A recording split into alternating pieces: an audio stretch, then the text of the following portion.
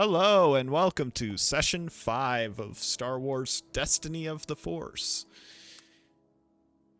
After adventures on Tatooine that led to some time of recovery on Ossus, our Jedi trainees are off to the world of Anaxes, an Imperial military planet.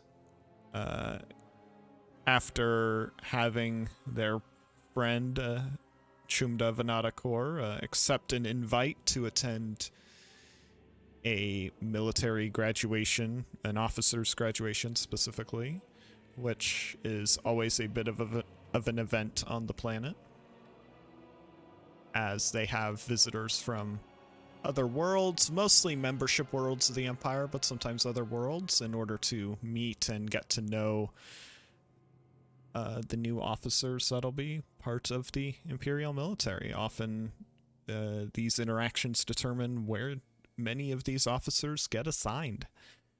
And they are on their way to this world in order to investigate a teacher at the science division of the Anaxes Academy, Professor Magra, who they suspect is involved or at least aware of the creation of drone droids that have been causing problems. And the owner of these drone droids is working with someone who has stolen Jedi artifacts. Or specifically, kyber crystals used for lightsabers. And, yeah, so our heroes are currently flying into Anaxes now through hyperspace and have all met in the main area on their ship, the Jade Shadow, attempting to determine what their plan of operation is once they arrive on planet.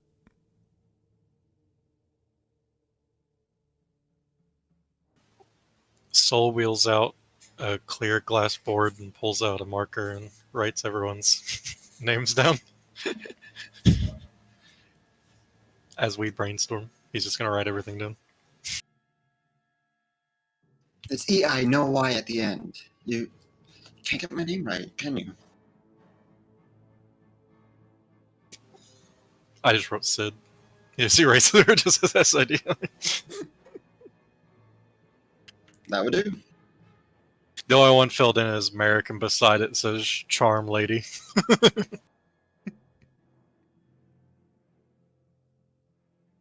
You do realize he's going to try to be more productive than just charm a lady. We're trying to distract her, right? So we can actually infiltrate a war college and investigate this. Yeah, it's just, that's step one. I didn't want to add any more until we get past step one. Oh, as far as the NPCs in the room, both Ray and Venata are here. R2 is currently showing R8 around the Jade Shadow. Thinking I would stay close to Venata. Maybe we can get a proper tour of the college as another way to distract.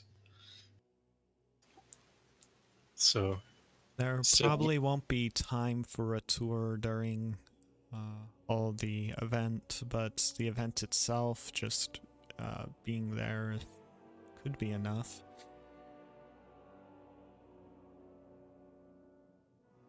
What kind of party is it? Is it just mix and mingle? Do they do any demonstrations? Is it just being there? As the invitation indicated, there is a graduation ceremony, and then following that, there are various events for the different branches. Personally, I have an invitation and the ability to bring guests to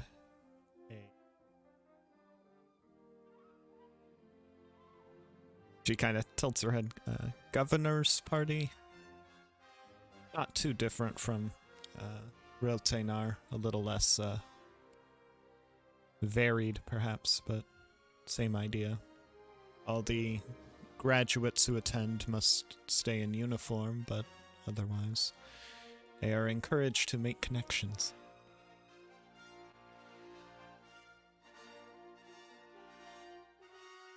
Any idea where the professor might be in all of this? He would either be attending this specifically, otherwise she could be down in the science division festivities or in the academy itself. Could really be anywhere. No requirement for faculty to attend any of this. So we have Sid, Venata, and I'm assuming you, Talia, supporting Merrick, mingling and there to pull him out if he needs it. And Castum and Kadas, myself, and I'm assuming Ray. And Sol will look over at Ray, see if she nods. She would a little. I mean, she's been uneasy since getting on the ship for this, but hasn't spoken up about it. You just know she's, ever since you've kind of talked about Anaxes being a military planet, it seems to bother her in some way. But she definitely nods toward you of, yeah, wherever you're going. So we should try to infiltrate the science division to track down the droids, and I'm assuming if we can find her personal database, this professor. Any blueprints, logs, anything, experiments we could track down. And Venata would look at Canis. Do we know if she's responsible? We don't know that, but you know, even if she isn't, she might have technical readouts, things we can use in case we run into this problem again. But or maybe we can find if anyone else has accessed these her experiments or technical readouts to recreate these droids.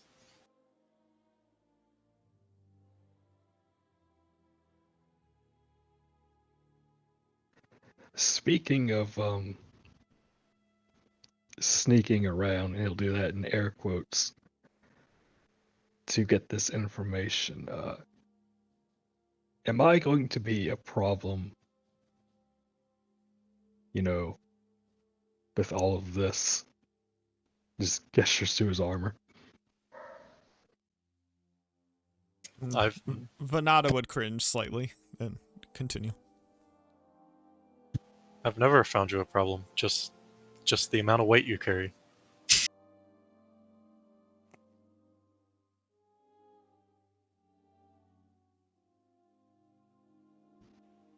Well, it's just, it might be a little difficult for me to be part of your team, Sol, if I stand out.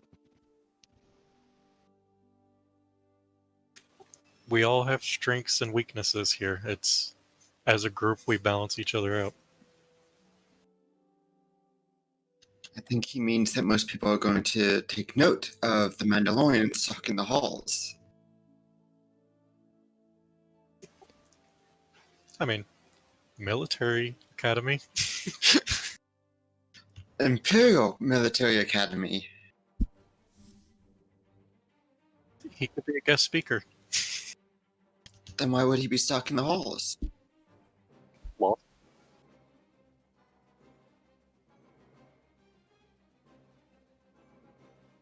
Listen, I'll go wherever you need me to go, but I mean, one possible thing I could do is just, if we need to talk to this Moff, because, you know, I assume she knows my cousin, and maybe that could be a way to talk to her. You could also just not wear your armor. I mean, would that be so hard? Mm. But he'd be naked. Not a If your helmet's an issue, we could always cover your face with something else. I feel like that would stand out even more.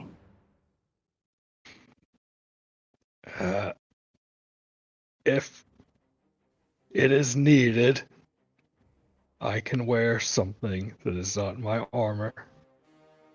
Because I assume we're not going to fight.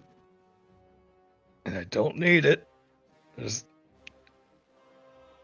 Oh, this is painful. I mean, you can go where you feel comfortable. I don't have the technical expertise if we run into these droids, unless Caspum thinks he can handle any of the work on his own.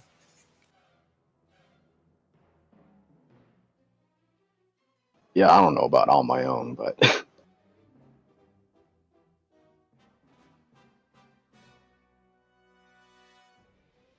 You also have R2 out of GM talking here. You also have R2 or R8 or R8 as well.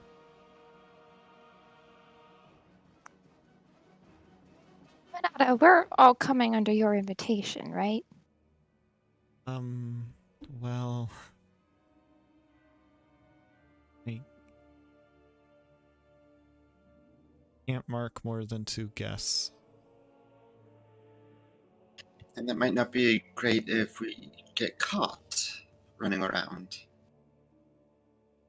No, but Jedi have more of a reason to potentially be there than, say, a random Mandalorian who is with the Jedi. So maybe it's worth putting Kadas under your invitation so he can cover his tracks if need be.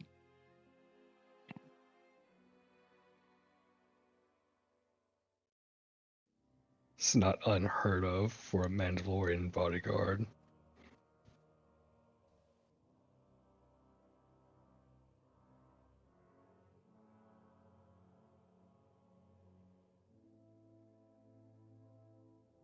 And Merrick is really gonna have to sell it. I'll do my best. I can only get 2 in with me.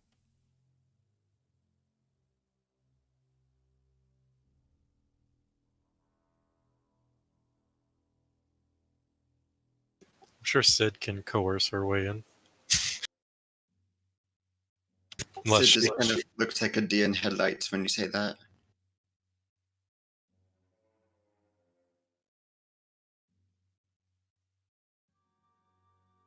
I mean, you Saying walk. we have to, but I'm just trying to figure out the possibilities here because me and Merrick and whoever else comes with us, we can do our best to distract them off while you guys go and investigate.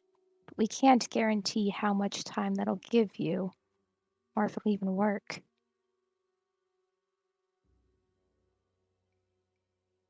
Can we not speak to them off and say that we want to meet this professor? Is that not something we can try? GM talking, you can try that. Like, there's... No one suggested it.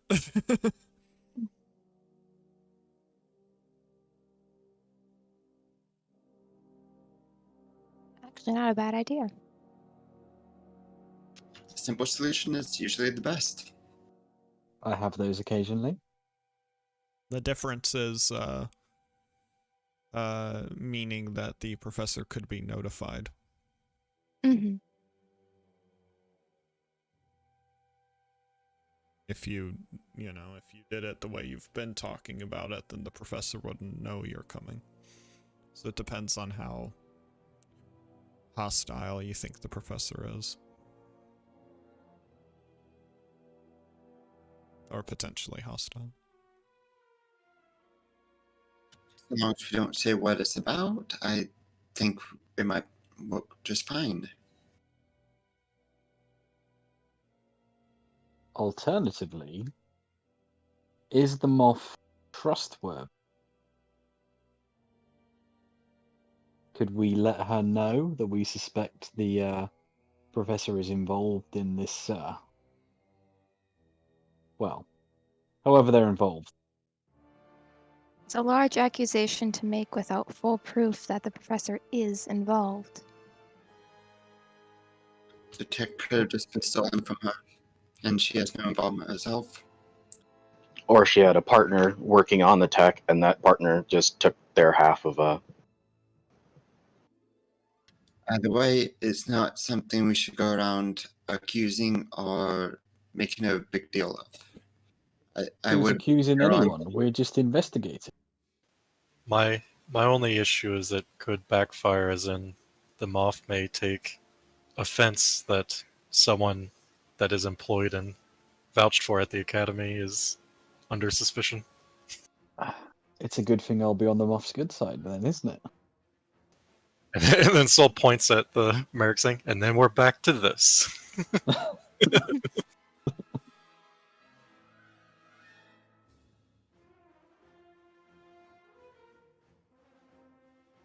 I think ultimately we're going to have to play it by ear no matter what we do. But we at least have the option to say that we are interested prospective students who want a chance to meet the professor. It's one way. The other is She's not going to hoping believe their that. terms work. As Bananas just immediately leans in. I don't believe that. We could maybe, and she looks at Ray, we could maybe try to claim she is. But Does Ray look even more uncomfortable now? yeah. Yeah. But she won't believe any of you are.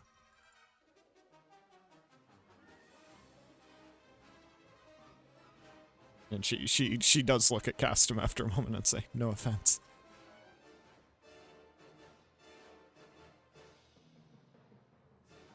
what was I supposed to be offended of? Well, out of character, Vanada's implying that she wouldn't believe them because of the Jedi aspects. She wouldn't believe you because of your alien aspect. Oh no, I know. I know. Castum, on the other hand, Yeah. Okay. is wondering what he should be offended of. Just looking at everyone like, huh? All that anti-alien rhetoric was a long time ago.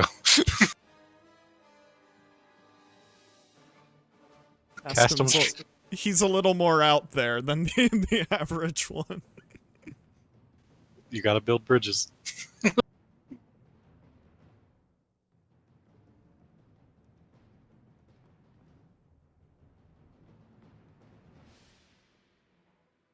Yeah, they're close to the near humans.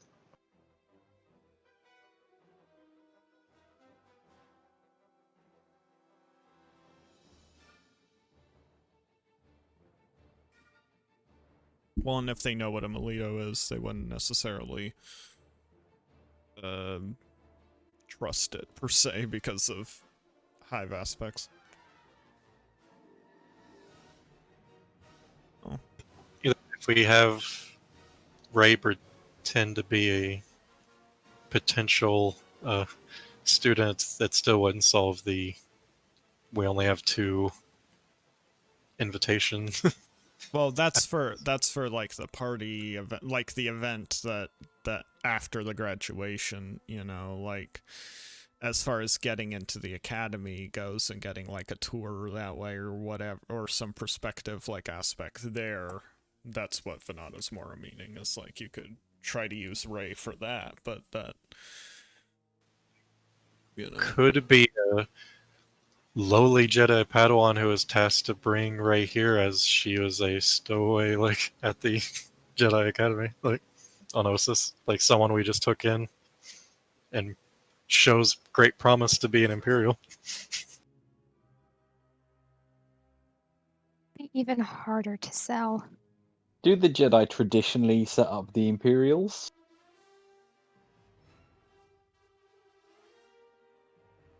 no, but it wouldn't be unreasonable for a Jedi to be like, hey, you know, this person doesn't make sense here, but, you know, she wants to do something greater. You know, like, you can make the argument. Especially if that person came from an Imperial world and thus would be an Imperial citizen. That makes sense. The Jedi doesn't want to anger the Alliance and put any stress on it by harboring an Imperial citizen. No, there's nothing to really stress between the Alliance and Empire at the moment. They're just different areas of space. It's just the Jedi are neutral, so there's no expectation that the Jedi would bring someone to one or the other. So you're fine either way in that regard.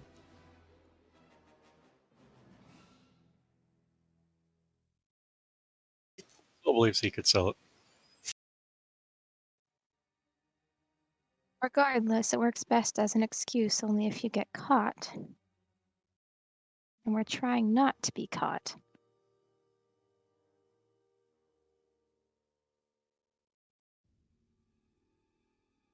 I always operate under the circumstance that we're going to be caught.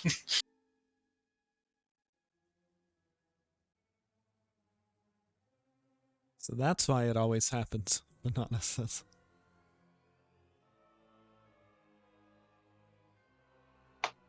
He has a track record for many things, Venata, but he's alright.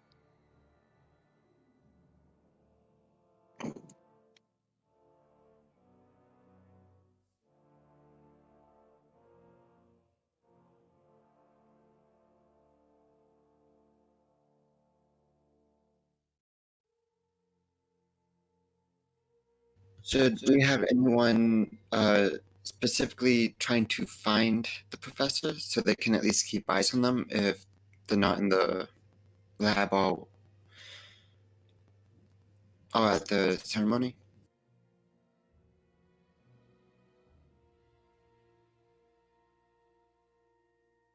If we do decide that, I could do it. If why we get in the tour, Castum would be the best for that job, to break away. But don't we also need him once you get to the lab? Especially if Kados is coming with me.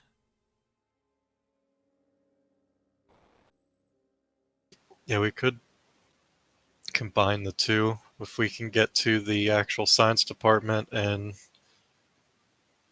see what the professor's up to, we could calm Merrick and you could request the professor at the party for some reason.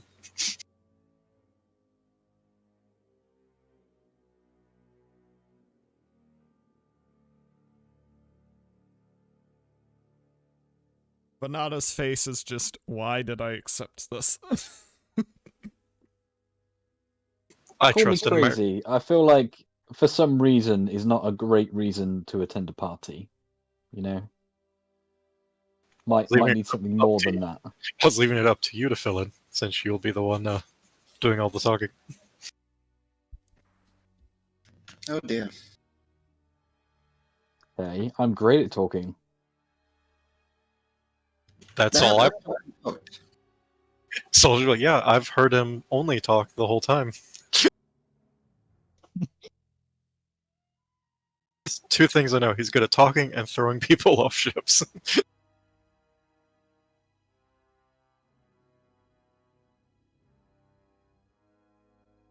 Listen, I don't know where I fit in all this, but whether I go to this party or on this tour, I just you just let me know. I don't really have a preference. If we're going the tour route with Ray, I can explain Ray. I don't know if I can explain a Jedi bringing a Mandalorian and a future student at the same time, if that's the route we're going.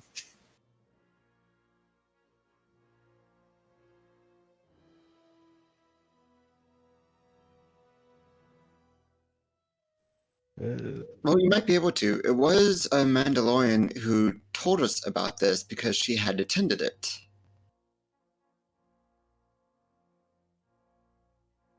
That is true. Wasn't your cousin the one to talk to the professor? Yes, she studied under her for a period of time, and she was the one that recognized the drone. Could you not use her as a way in to say that you're now interested in studying here because of it? Well, I mean, it's yeah, I suppose I could. I just Zana is a bit more of their caliber when it comes to the science division, I suppose. And out of your jealousy, you decided you wanted to learn and live up to what she's doing. Makes perfect sense. I mean, I don't even have to be sold on that. Or maybe I could just talk about how my clan is interested in war droid development.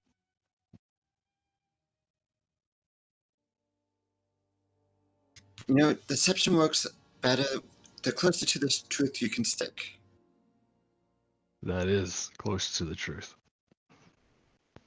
Yeah, but given the Mandalorians and the war droids, wouldn't that have too much attention? Because they would be trying to get secrets and things out of you. I'm not interested in drones personally. I'm more in favor of the heavy duty.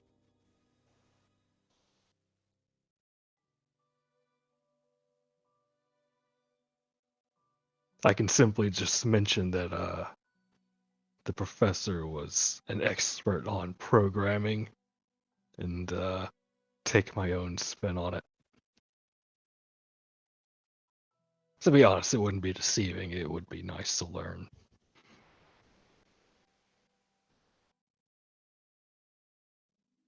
You wouldn't have to drop your cousin completely. You can just say someone from your clan studied here. But then That again, if your cousin and the professor thought highly enough of each other, then that already earns you a lot of favor. Probably more than war droids would. I'm just going to say that's probably going to narrow down the possibilities a lot. It's true, actually.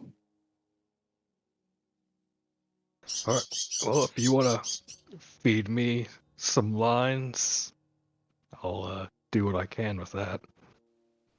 Or just give me some tips on how to approach this politically. Do we just need a team to stay back on the ship and feed the rest of us line? Is that where we're going with this? I already volunteered to give you lines. I am not doing that for the rest of the party.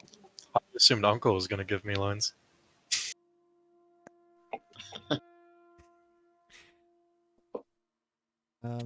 With Spend too much Anaxes time with being a military planet, we wouldn't be able to do comms over too long of a distance.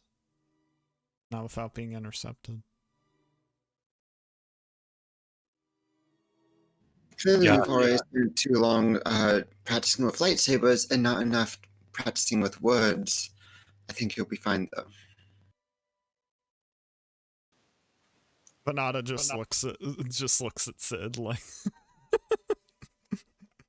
I think I've practiced way more with my words than lightsabers. I'm always explaining myself. Yes. Definitely. Regardless, the more simple we keep this, the better it's going to work. So, if we have our groups, then we just need to figure it out from there. Is there any other way into the ceremony other than this invitation? Or to the college in general, even? Beyond the academy grounds, you need to have approval to be there. The only way to do that is to talk to officials like the Moff or others. I can get you into the room with the Moff, but that's the only way we can get everyone else in. Unless they sneak in.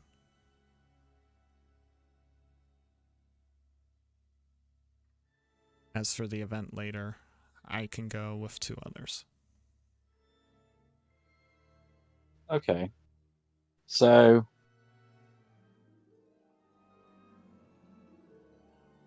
I think getting Rey in with Jedi accompaniment, because she wants to study here. That works. That's easy enough to sell, I think.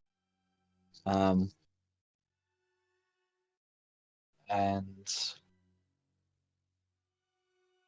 Carlos has his own way in via family. yeah. Sid, presumably you'd come under Bernarda's invitation. Indeed. Okay. You're the And and Venata would look at Merrick and saying, "You're the one that has to get Ray and them in, though." that's fine. I could do that.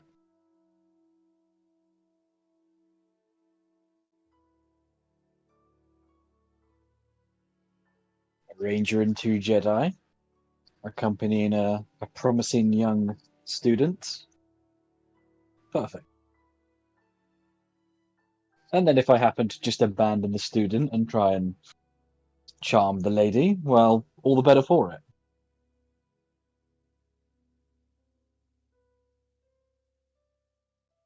I mean, to shirk your duties to hit on a lady while sending your underling / me to do the tour in your place, that's definitely easy to sell.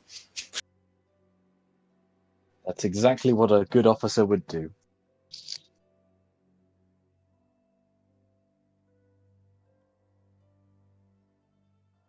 Venata just looks at Sid like. Right. Sid has an expression of horror on her face at the moment.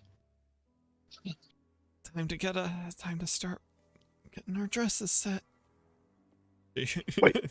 So am I sneaking in? Good idea. No, you'll be able to go in with Sid and Venada. No. Caston would be going in with Sol and Ray. That's what was discussed. But he could get in on the invitation. Everybody else is accounted for. Well, Unless it has a reason. Venata's would be using the second invitation probably for you, unless the Moth likes you enough to invite you. That's the only way they could get you to the party. Yeah.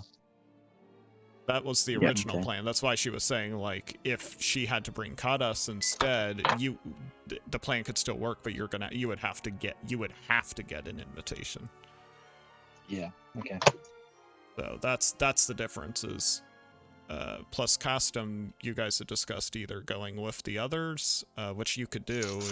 He could be going in with Sol and Ray, or he could be sneaking in on his own, trying to find the professor in the lab outside of everything else. I'm sure Caston could sneak in, but obviously this is it's a military ground, right? I can't see it ending well on the off chance he does get caught. Yeah, we'll just wait and let Merrick try to get us the invitation to take a tour with the student, and because if that fails, we're all gonna sneak in anyways. So, so it's not gonna matter if Caston sneaks in or not. And Talia's going with Merrick, right? Yeah. I'm just saying let's at least try diplomacy before we try the other silly plan. Yeah, but theoretically, Talia doesn't need to get into the party, just needs to be able to set up at a location close enough, so. Right. The library. Probable that there'd be one. Talia's good at hiding in bushes at parties. It was one time, and I was not there voluntarily.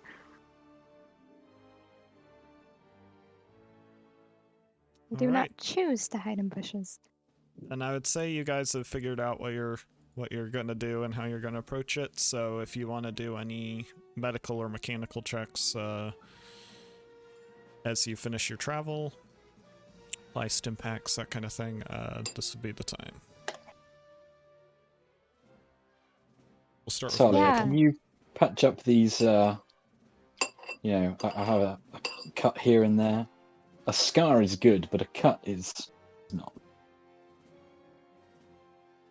I'm looking at your crits there, so let's try and take care of that, please. Like Merrick's like, yeah, I have these cuts, and Sol's like bleeding out of the spleen. I think you got overruled there, Merrick. That was worth a try. She's like looking at medical charts, and she's like, Sol, organ failure. Merrick, this tiny cut. I'll take one stim pack then. Well, Kadas also You can slap a has band-aid on you, Merrick, but Kadas can also determine what he's doing, but cast him No, as no, a fine, purpose one. fine. Heal the dying man. Yeah, Cass and Sol, your crits, are they like crits that are like for the encounter, or are they going to pose a problem if something happens in the future? Well, they're all just adding to crit rolls, basically. Yeah, I just have bowled over, so. my problem is just I have 3 of them, so it doesn't take much to get a really bad crit. You know what? With that information, Sol, you're gonna get a lot of attention today. Yeah, but he can only have one medical check done to him, though, is the thing. Okay. So it'd be better if one of you is going to work on Sol. It'd be better for Talia because she has the higher chance of critting and removing 2. All right. Well, So Cass Kadas, is. yeah, you could either work on Castum or Merrick. Or Merrick just himself, doesn't considering have he has 11 out of 20 health. Yeah, that's it's so much better to work on someone else than yourself, though. In most cases. No, I know, but it's just like, we're worrying about me who has less than 10 damage, even though I'm at half health, and then we got him at 11 out of 20. Yeah, Yeah. but But the I thing can. is, it's 8 to take you down. It's 10 to take him down. So technically speaking, you're still worse off.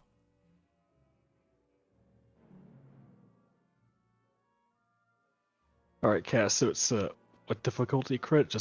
Would it be an easy or? Average. Average. So yeah, Kadas is average, and Talia, it's easy for you to. cool. So just one difficulty. No Alright. setbacks or anything for. All right. Well, Castum is now crit clear. Sol has 1 less. And I am going to use a stim pack to clear 6 wounds. Okay. I think Merrick and Sol are also using stim packs, correct? Yes. Can somebody with Stimpack Specialist use one of my stims against me? I could. Maximum effectiveness. So you just have 1 point in Stimpack Specialist, so that's 6 health? Yep. I squeeze at the end of the tubes rather than the middle. Get the most out of it. Ah, you're toothpasting it. Got it.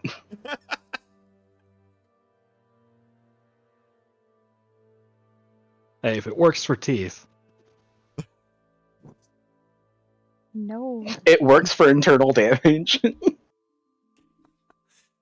Well, group's looking pretty good. At this point, I think Ray is the worst off, but it's not too bad on her end. This is the best we've looked in a while. She needs 10 to go down, by the way, just for reference. But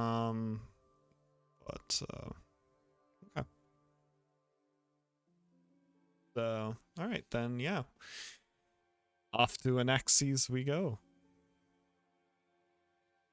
So, as the Jade Shadow is flown in, presumably by Sol and R2, since Venata is spending as long as possible on Sid's hair. Appreciate it. Well, she's like, the rest is like, we can do this. The hair needs more work. Get all the tangles out first, and then we braid it, and yeah, it might take a few hours. So as Sol flies the ship in, you get contacted for landing permission, and you're able to use a diplomatic code that Venata gives you to just get a high priority landing area. And as you set down on the platform, you see out on the platform an Imperial officer waiting to meet you. Otherwise, nothing else of note.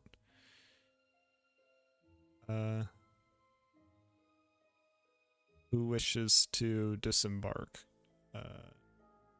Venata is working on Sid. Merrick can go in with Venata's permission.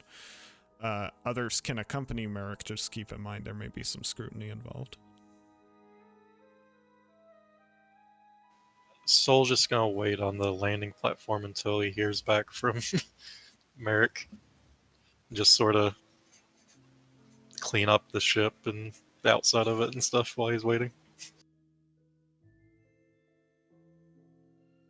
You also could take, if you want, Merrick, you also could take R2 with you.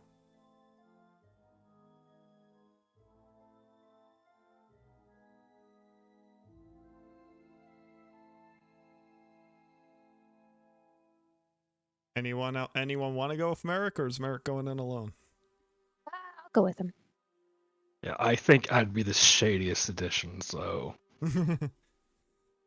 Well, unless you wanted to ask directly about your reason for being there.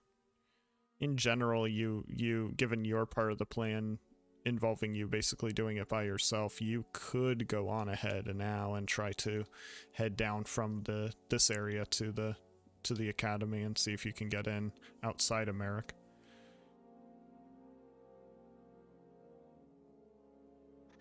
Do you guys think that's a good idea? I mean, it might help your case better if you do it alone. Given that you're just a Mandalorian trying to learn because others have here. Alright, well, And you're not considering, like, because you're not approaching it as considering enrollment like Rey, it makes more sense for the others to wait with Rey for that, but... alright, we'll, do that. Do we got any, law and customs about weapons? Oh yeah, complete disarmament. Alright. Hammer, you're gonna have to stay home today. Even a lightsaber and the pistol. Is the whip you thrower? could try to get the lightsaber through due to the disguise on it.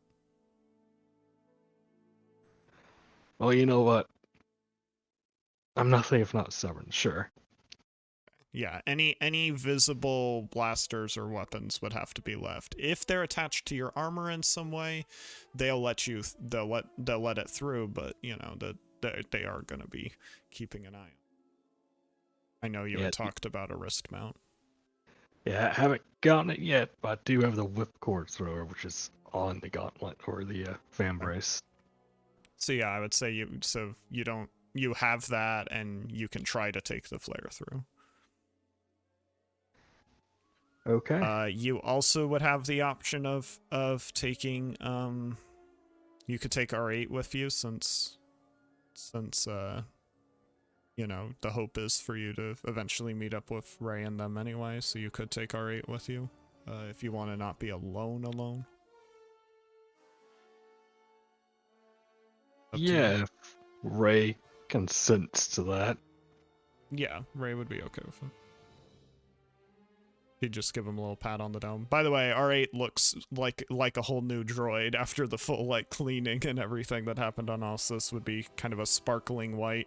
It's very clearly just a much newer droid than R2, who even, you know, the best efforts on R2 can only make him look but so good. R8 definitely is, you know, probably at most a few decades old, and just very kind of able to be made pristine pretty easily. So the stark white with just some black and orange panels here and there. Good. It's just like, awesome. Take them along. Just, well, guess you're my backup. Sol would speak up before everybody separates. Sol would want to point out while we were on Osis, I installed a backup protocol. It's only in life-threatening situations, but if you contact Uncle R8 or the ship, it can only be activated once, but will help us evacuate. Does everybody understand that? Evacuate What how? does this do? It's just to help call the ship and evacuate and get us off the planet. But it only can be used once. So you just have to tell Uncle R8 or the ship to trip Sol's backup protocol. That's it. Mm. I feel like I need an instruction manual before I use that. You calm Uncle and say, activate Sol's backup protocol. It's pretty simple. But what does that mean? Doesn't matter. It's only for life-threatening situations. I feel like you don't want us to use this, so I'm just going to pretend you didn't say it. All right. So Merrick, Tali has volunteered to go with you. Do you two want R2 or no?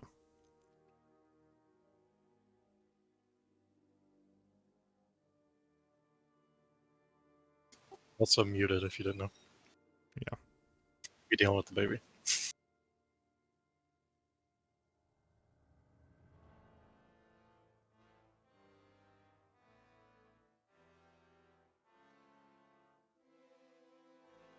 Dramatic silence. All right. Well, we'll start with Kadas then, and we'll circle back in a. But yeah, so Kadas, you would be allowed through security and begin kind of entering in to Naxxes. Just this to give a description and overview of the world a little bit as far as what you would see. Just mostly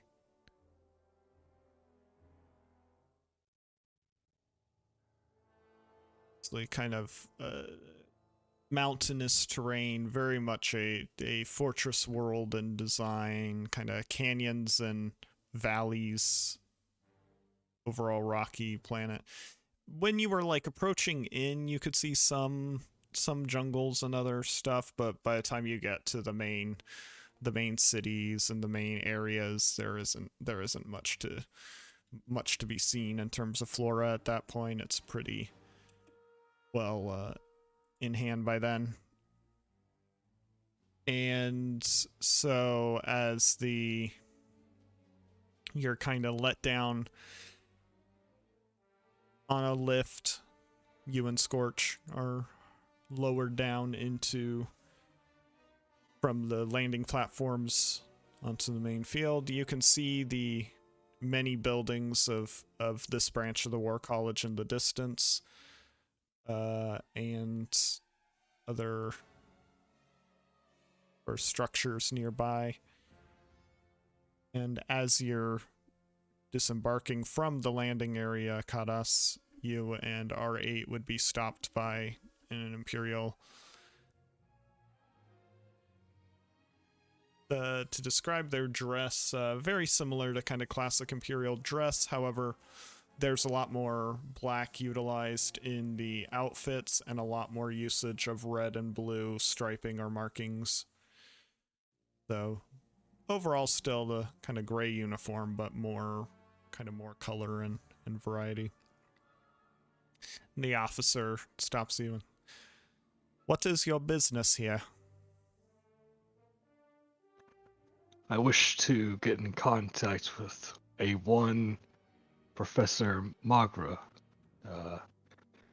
she had tutored a member of my clan, and I had some things I wished to discuss with her. Instead,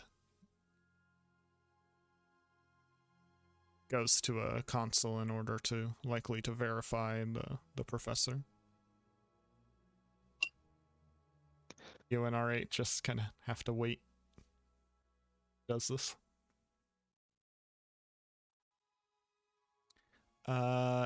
And while you're waiting, we'll go back over to Merrick. So Merrick, as you're disembarking, heading toward the connecting hover tram tunnel to where you're at.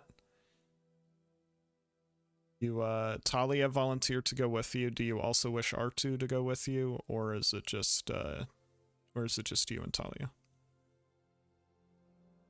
Sure, let's bring R2 along. Okay. That leaves everyone else for now at the ship. And yeah, so Merrick, how are you how have you dressed yourself? How are you looking as you go? Because this is just the kind of first meeting. This isn't the big event or anything, but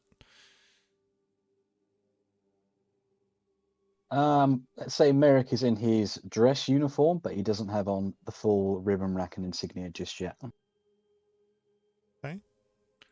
Yeah, so Venata, basically you're going to be having this meeting with the Moff due to Venata's request.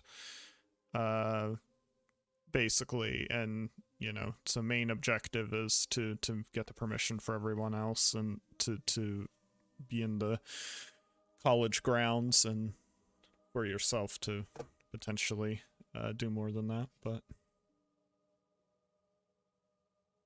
so then yes, you were meted by the officer who was waiting for you. Those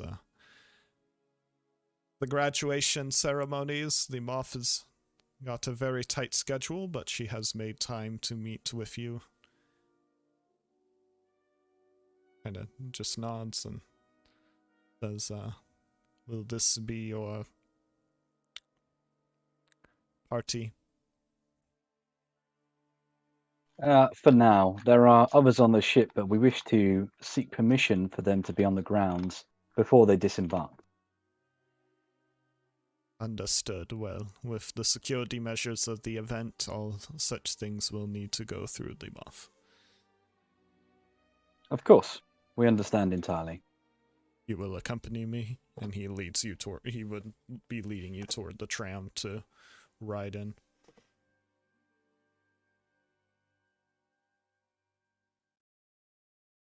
Just going to flash out like a quick thumbs up to Talia. Yeah, R2 would just be rolling with Talia wherever she's at. That's where R2 will be. Yeah, Talia's probably just a step behind, just kind of shaking her head at Merrick a little bit. So far, so good.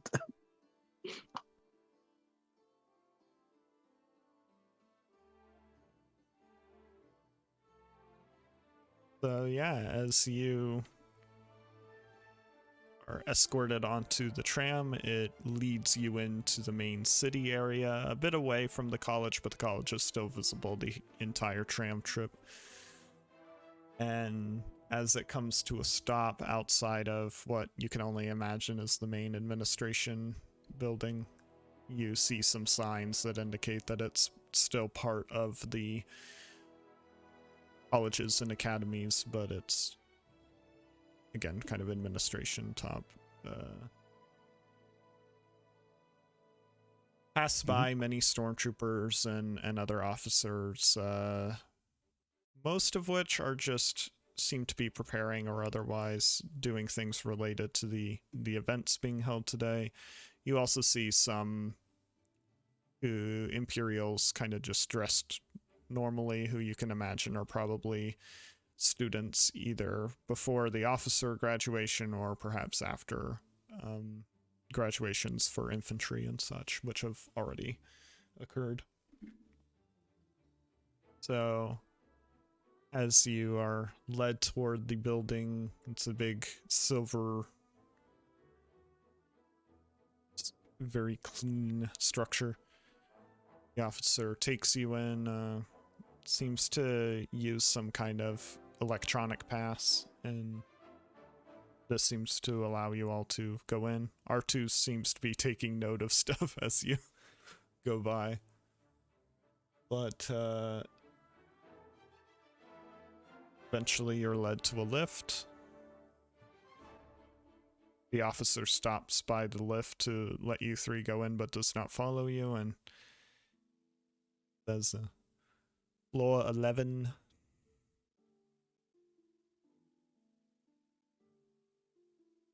You to use the lift. Yep.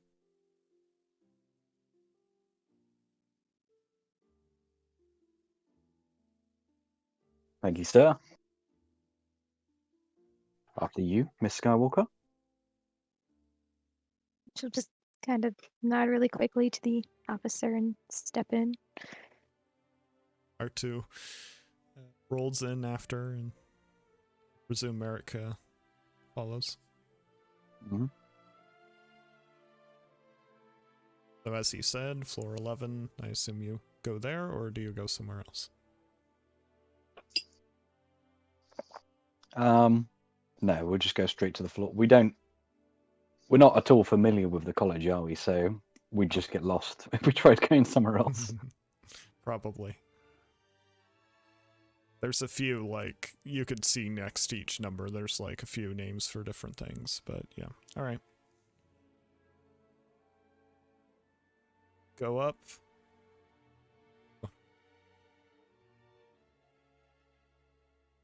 It's very nearly the top. It's a 15 floor structure, so it's pretty close to the top. And then as you're let off on floor 11, you can tell it's mostly an exterior office and an interior office kind of situation. The exterior office seems to be mostly a few secretaries and the like. It's all glass, so you can actually see into the interior office as well. It's just kind of these sliding doors that interrupt it. And due to other objects around, you can't see too much in there, but it appears that there's just one person inside the interior office alone. They are standing, however, and are likely agitated, perhaps, and appear to be speaking, so perhaps speaking to a hollow or a comm of some kind. Secretary closest to the door acknowledges you. Nods as if you're supposed to approach. Sure, I will enter and then just kind of like cough to make my presence known, but wait patiently for the call to finish. So the secretary, you're going all the way into the interior office, or waiting by the secretary? Oh, okay. Brave. All right. So yeah, so all right, then you go to the doors, pass through. Talia, do you stay outside or do you also follow in? Okay. No, I'm gonna be there in the background, but I'm not quite barging into an office where a call is taking place. Right. So you'll be separated by the electronic doors then. But you'd be able to hear. You're standing close enough that you'd be able to hear it unless they were talking softly, basically. But all right, yeah. So Merrick, as you walk in, you get your first glance at Moth Arcadia Tachi. She's a human woman, kind of mid to late 40s, you would guess, although looking very good for her age. Not exactly youthful appearance isn't the right word, but clearly has taken care of herself and puts effort into her appearance more so than the average Imperial you'd have met in your years, male or female. Sharing general appearance for everybody. And her hair is tied back pretty tightly, but you can tell it's very full hair and kind of a dark brown. And her agitation, she just seems to be in a conversation with someone that she isn't upset at the person, but at the situation. And she says, Jax, I understand your problem. I am not dealing with it now.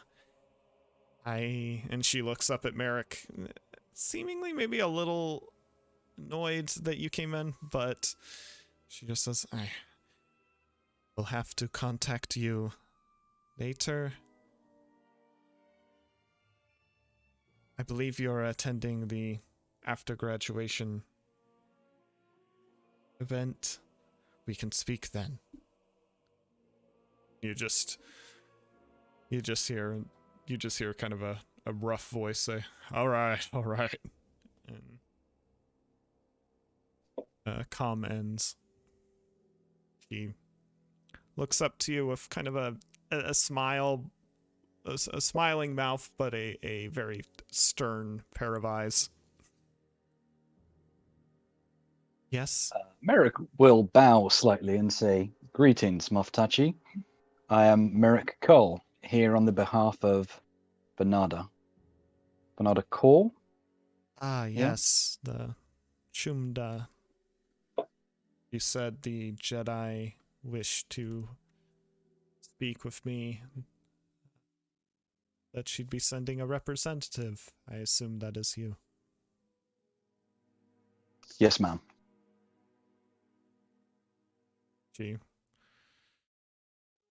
You get kind of the impression of, well, they could have done worse, and kind of takes a seat and motions for you to well, it not really motions for you to take a seat, but more of kind of moves her hand to let you know that the chair across from her is available. It's up to you whether you sit or stand. Oh, I'm gonna sit. Yeah. You see in the background behind her, you can see that basically the whole wall is also glass. It kind of has a glass look to it, so you can pretty much see out into the area, and you can actually see some flights of small starfighters flying around the college in some sort of formation. But, May I just say, this is a very impressive office. And to command a seat of power at the Annexus War College, it's very impressive.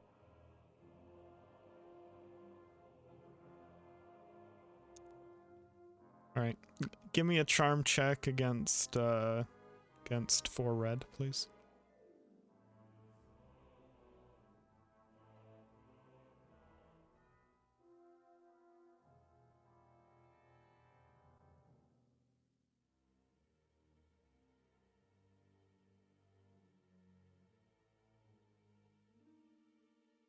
She just leans back slightly, still staying like official but more relaxed, and says, well, I have made great efforts to keep Anaxes one of the most renowned installations.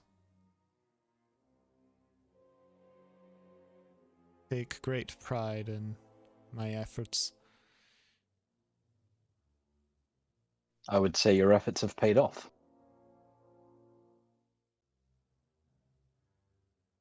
Your uniform, you're a ranger? Yes, currently a ranger, although I've had a varied past.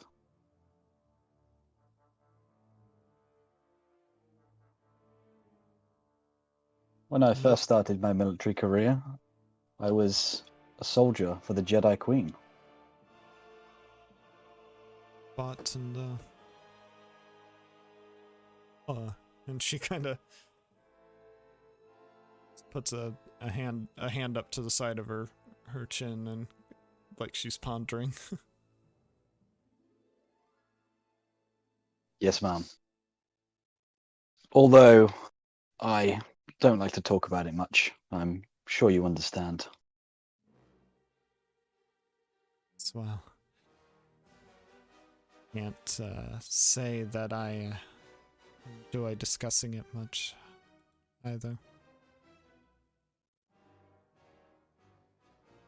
Was a very large cost for the galaxy.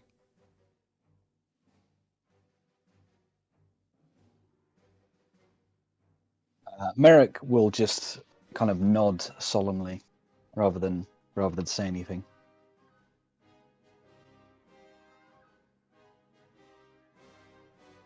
What is this Jedi business that you are here to speak with me about? I actually have one of the Jedi here with me. Miss Skywalker? And Talia would finally step into the room and bow slightly once she was there. R2 would just roll in slowly. Trying to be as unsuspecting as possible.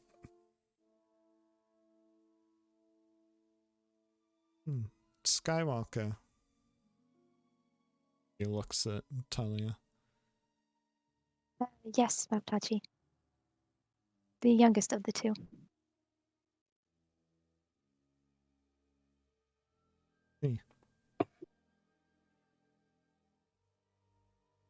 I had heard that lineage had continued.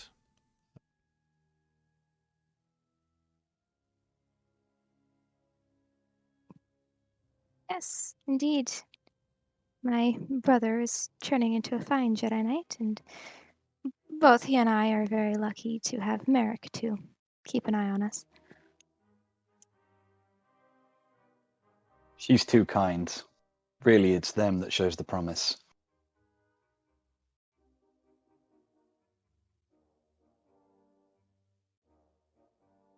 I find that the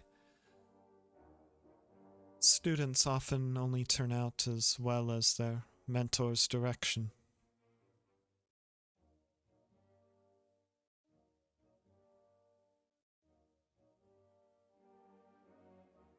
Maybe so. Though I'd like to imagine that we can learn from the wisdom of our mentors and expand on their knowledge.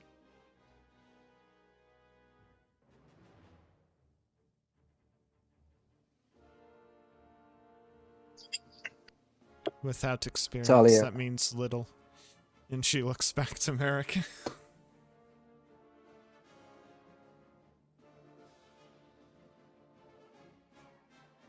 You are correct, ma'am. There have been times when their lack of experience has not led to the best of plans, but still, I know that in time, they will do great things for the galaxy. I am proud to serve them.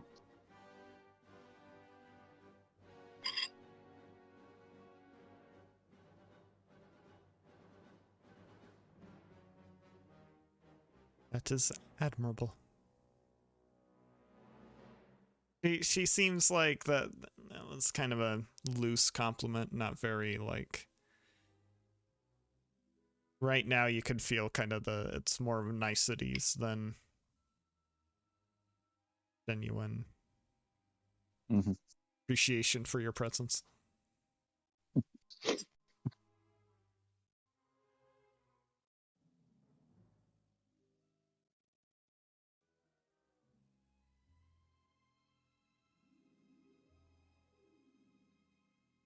Well, Madam Hachi, as much as I'd like to pick your brain about the history of the college, we do have some business to attend to.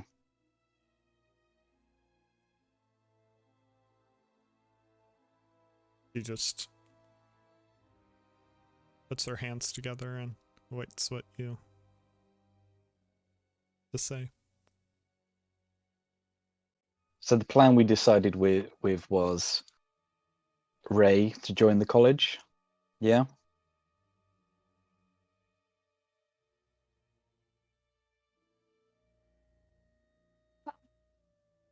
Yes. In a very loose term. Yeah, okay.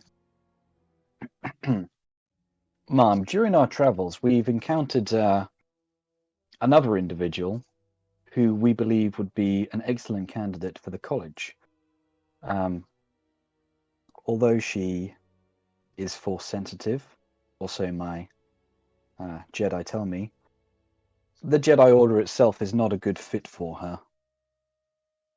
But her skills can still be put to excellent use here, and then perhaps later in the Imperial military.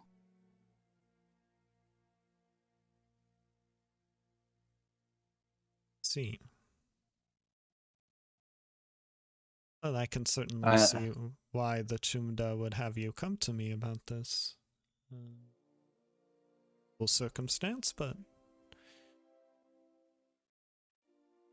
possible one to arrange.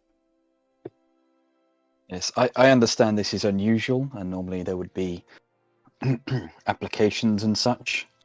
But the Chumda was wise enough to recognize an opportunity when she saw it. Runs in the family, I suppose.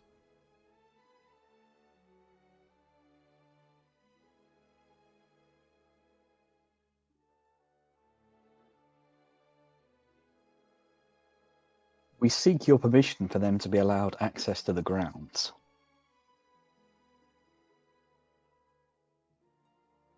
At this point, gets a little bit of a less than pleasant look. Are you certain this is the time to be requesting this with all that is going on? Surely the Chumda understands that, as it is, security has to be heightened.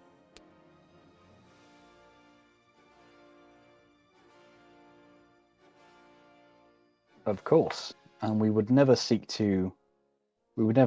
to do something that we didn't think.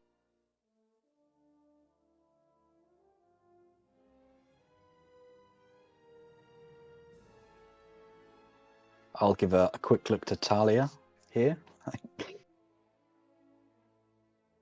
course, and though she has much potential, she is also presently uncertain of her skills, and, well, having extra security and the ability to see the college and find her footing first before making the decision would be of great help to her.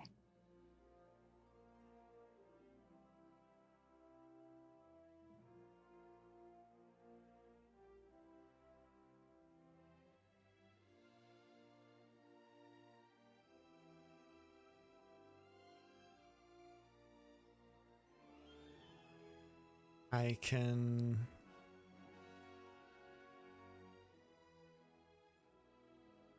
schedule something for you soon, but you'll have to return. I cannot allow this to occur during these events. It's too important, and can't have people walking around with limited staff. Besides, if she is genuinely considering our school, it would be much better for her to be able to sit in classes that were in progress rather than empty grounds.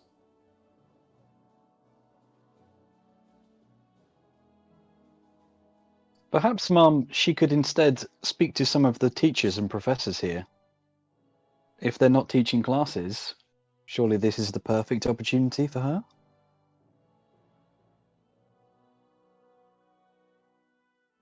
Generally only observe things like that for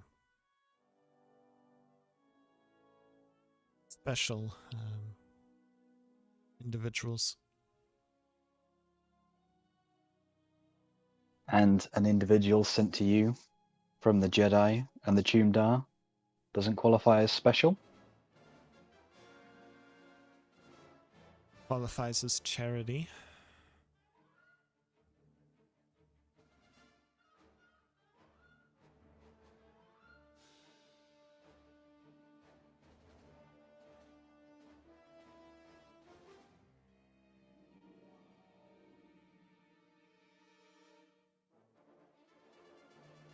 I'm afraid the Empire is not about that.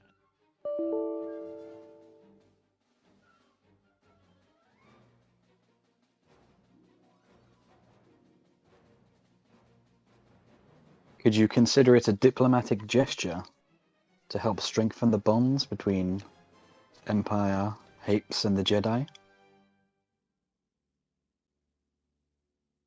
It's not so long ago that this galaxy was at war. I said, a costly war.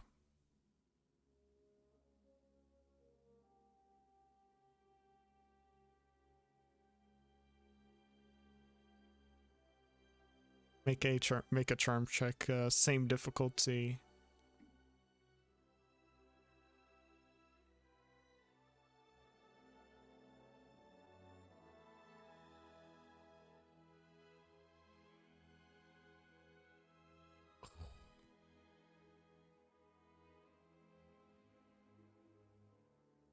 Oh yeah. That's a nope. You hate to see it. And you rolled 5 successes too. She It's rough. yeah, she just leans forward and says, I am going to be straightforward with you. I appreciate the service of those like you and the others during that war, but I believe it is time for us all to stand on our own. I will allow, out of a gesture, for you to return with this person at a later time when she can be considered amongst other students.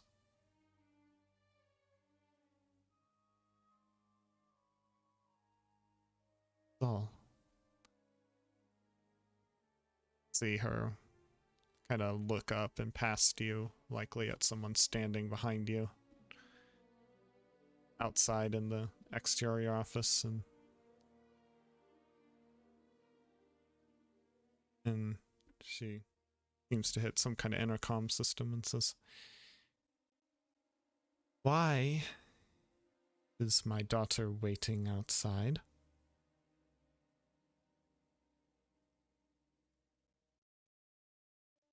Send her in. She stands up and says to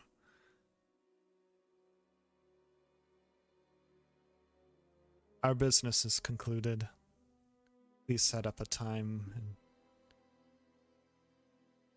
later date.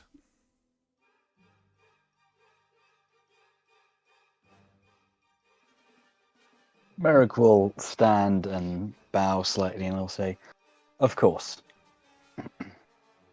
Although, if I might trouble you for one small favor, as I understand it, there is to be a graduation ceremony later in the day. It has long been a dream of mine to attend this college and its esteemed halls. Perhaps I might be granted an invitation to the ceremony so that I can observe this next generation of leaders."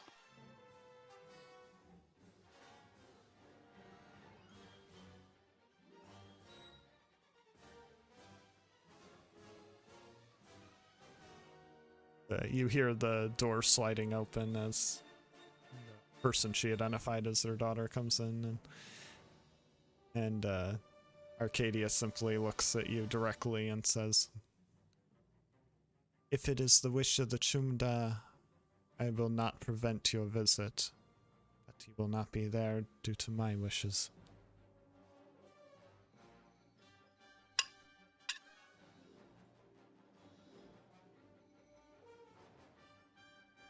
We'll take our leave then. And as you both Thank you for your time. as you both turn to leave, you catch a glimpse of the daughter and see that she's dressed in a full basically what seems to be an imperial dress uniform, and is very clearly you can imagine she's probably amongst the people about to graduate, given how she looks. And as you see her kind of more closely, she looks a lot like her mother, to the point of you feel like you're probably looking at an early 20s version of her, just about. It's very close, sharing her appearance. And she gives kind of a short smile to the two of you, not knowing or understanding the business that was undertaken, and then kind of takes one look at her mother's face, and immediately just you could see her kind of solid up, like, oh, I shouldn't have smiled, maybe. And she speaks up softly and says, "Am I intruding?" And the moth just shakes her head. No, Avalon, they were just leaving. She kind of stares the two of you out of the room. Yeah. And Talia just gives Avalon a very kind of tired and a little bit like, I'm sorry look, and she's just gonna walk on.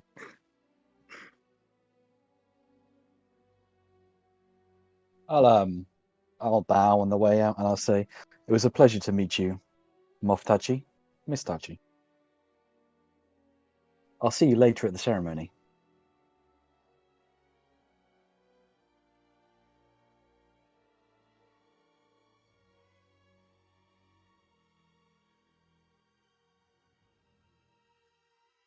And they just nod to the two of you, and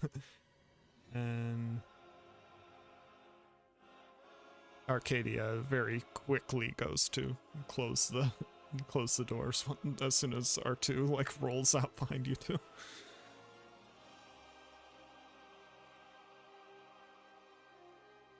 R2, as the two of you are like into the exterior office, R2 just lets out a low whistle, just a. Yes, that could have gone better, R2. couldn't it? That went about as worse as it possibly could, and yet you've still maintained such a level of boldness that astounds me.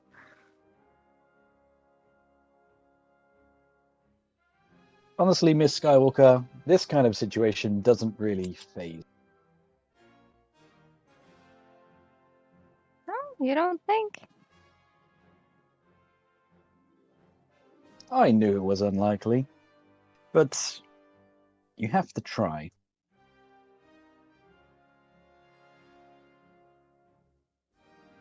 You're right, of course, but now we have, well, nothing. So now we need a new plan.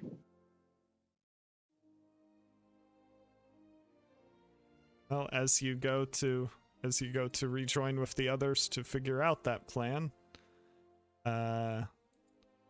we will go back over to Kadas, who finally managed to get through security with our aid and be allowed onto the grounds.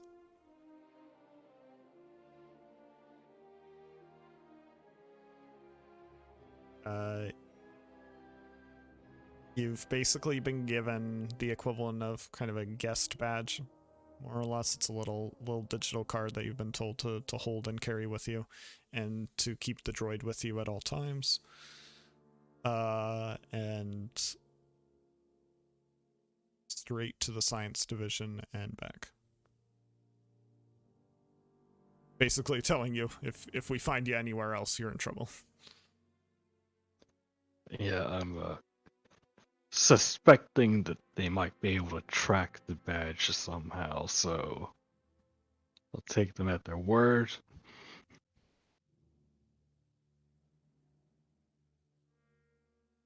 Just kind of walking, I guess, in the directions of the campus map is pointing me to, and just looking at Scorch.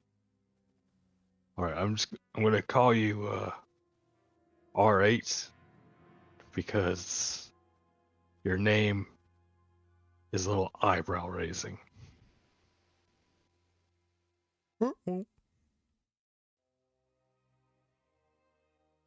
Kind of. You see from like one of the panels, just like the slightest little like flame or fire, and then nothing. Might want to try to keep that under control. Don't worry. For anyone else, I say have at it, but these Imperials are usually a little bit more uptight.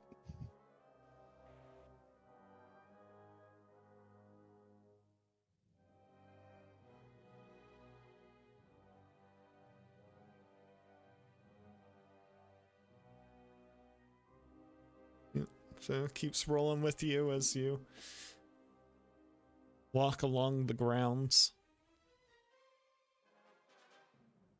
You're led into the science division of the college and start to move along toward what you can only assume is the labs area, where you'll find the professor.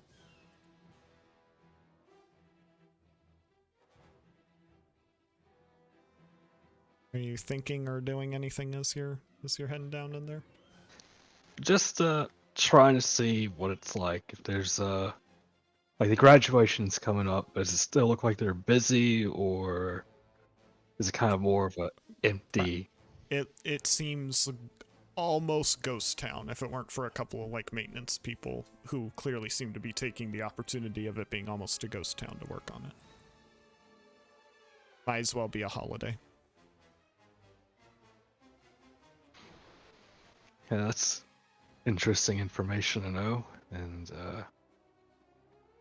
we'll just keep looking around. Not going to deviate from the path very much, other than maybe just stop and look at anything remotely interesting. Yeah, you see a few like lab projects under like that seem to be kind of interesting, but nothing that nothing that's stands out enough for me to describe, but enough that where you probably would have stopped a couple times, been like, huh. But as you get toward the end of a hall, there's a lift that would take you down into the lower labs, which is where Professor is supposed to be. As you and Scorch enter this lift, and the doors close. As I presume you hit the button to go to the intended level, and then you begin to descend. Scorch just kind of looking around as the internal lights kind of get dimmer because you're going underground. There isn't any lighting vents or anything except for the lift itself. And then the lift slowly comes to a stop. It's not at the intended level. In fact, it's not at any level. And the doors open right into a metal wall.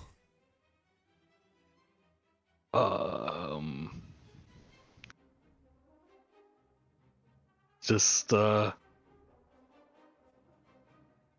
I also just kind of look at Scorch? He's like, are we having a malfunction?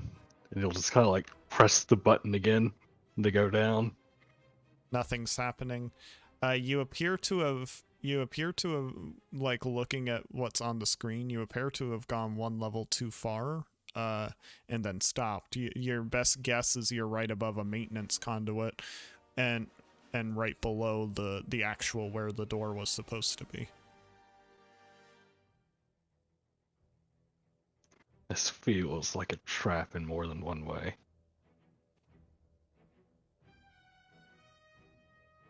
Let's see. Alright, so there's a blank Duracrete wall or something right in front of me. Correct.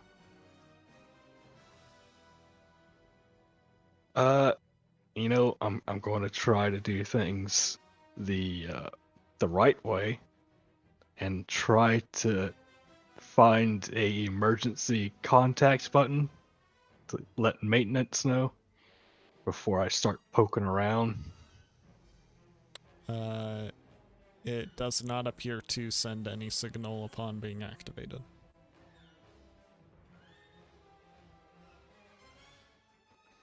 Well, this is certainly a situation I feel like we're being put into. All right. You just hear a little bit of, like, back and forth of the little astromech droid feet.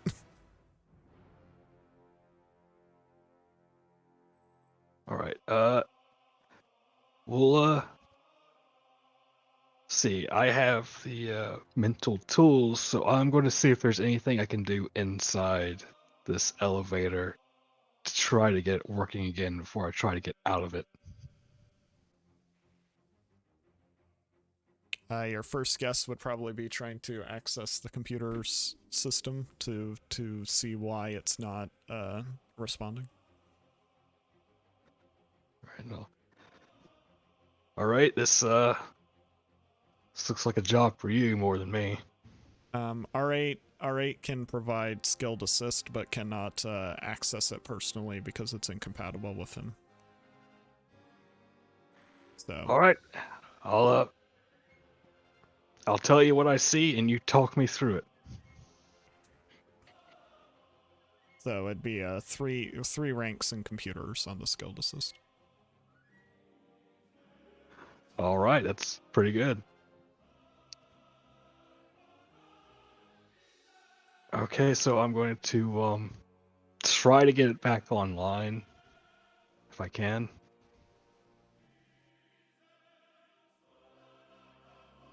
Okay. You let's see. You are rolling against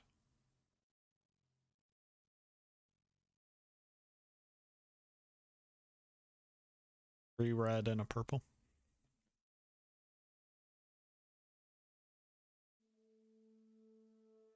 Oh, that's dangerous.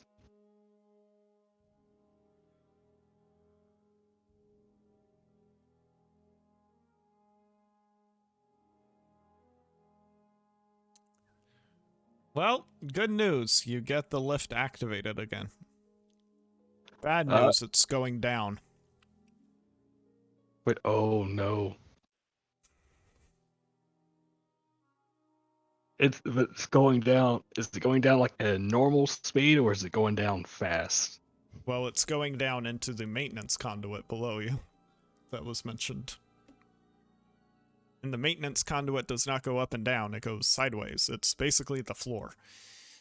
So as your lift is activated and it drops down into the maintenance conduit, you suddenly, like, the whole thing rattles. The doors are still open.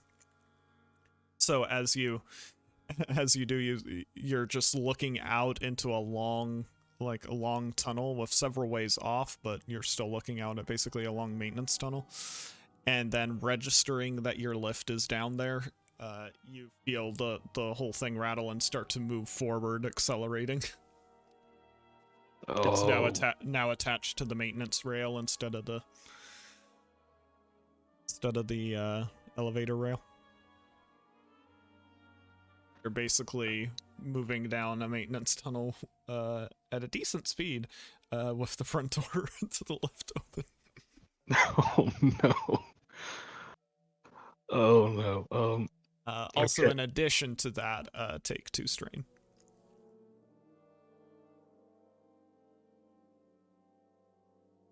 Alright, so we're, I guess, a maintenance tunnel, presumably for the elevator. Do I see anything off to the sides, any walkways where anyone would be? No one's in them, but there are walkways to the sides. Yes, unfortunately, the lift is still moving. Yeah, decent speed too, so it'd be difficult to jump to it. Just so you know, R8 does not have a thruster system like R2. He has a grapple system. So, in Alright, some so situations better, some situations worse. Depends on what you're trying to do, kind of thing. yeah, my guess would be that we're going at such. Are we going at such a speed that basically, if I jumped out, there would just be like a very narrow window before the elevator caught up? You'd have 2 ways you could jump out. You could try to jump out to one of the walkways, which would definitely be you'd have to make quite a jump to not get hit by the elevator. You could also try to jump out and downward, trying to be underneath it. All right, So it passes over you. But again, if you don't get to the ground quickly enough, it's just gonna hit you. mhm. And if you jump down to the ground too hard, then you might hurt yourself just going down. Yeah, exactly. All these are checks, basically. There's no way to just get off unless you find some way to stop it. Yeah, well, all right. Do I see like the end of this tunnel in sight, or is it just You definitely can't see it initially. You may see it eventually depending on how long you go, but how long do you want to stay on? not 'Cause that's very long? That's probably gonna take you out of the science division eventually. You get the impression that this maintenance tunnel probably connects to the whole complex, not just the science division. All right. Oh no, that's All right, we're gonna give this one shot. All right, we're gonna try to initiate a emergency brake or shutdown. Due to the computer check you made, you've basically locked it on, unfortunately, so the only way to initiate any kind of emergency stop system would be a mechanics check to try to manually activate it. All right, I'll try that. Similar, again, same situation of R8 can provide skilled assist, but cannot provide actual assist, or cannot actually do it. I mean, R8 is mechanics 4. Ooh, that's a green. And you will be rolling against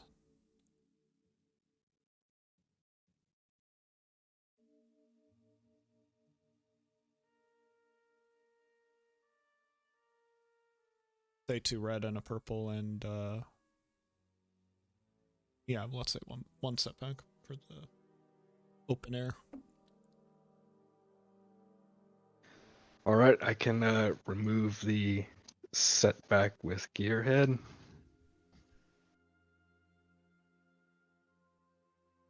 All right, so here we go. Come on, all right, let's do it, buddy.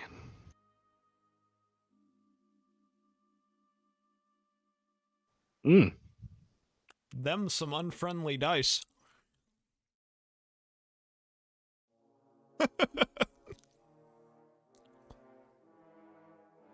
You are unable to activate the emergency stopping system as you guys just keep rattling along. Based on your just estimate of getting into this point, you think you're probably on the edges of what would still be the science division. All right, well, I feel like I'm being invited somewhere, but don't trust invitations. So, inside the elevator, are there any handrails or anything? On the sides.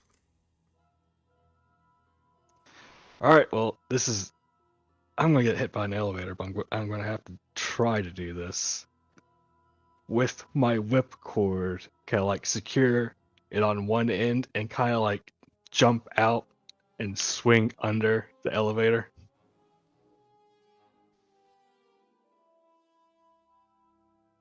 So you're thinking using it to keep you from hitting the ground, but still going under. Is that what you mean? Yes. Yeah, I'd say it's possible. If that's the plan you're gonna do, R8 is going to attempt the same thing. Gonna attach his ascension line pretty much in the same spot and then unroll. Whew. You know, I never got the chance to train for this, alright, but this is what we call Mandalorian live fire exercises.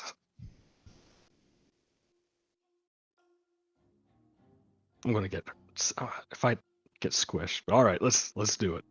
Let's do it. No guts, no glory. All right. Coordination check against 2 red, 1 purple, 2 black.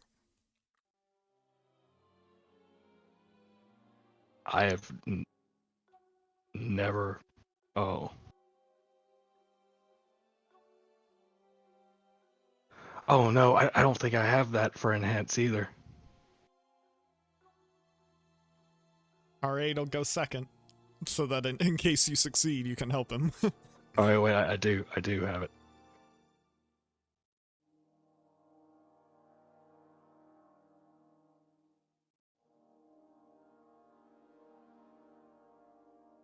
Well, this is a dangerous thing, and I think there is an element of fear to this, so. Mm-hmm.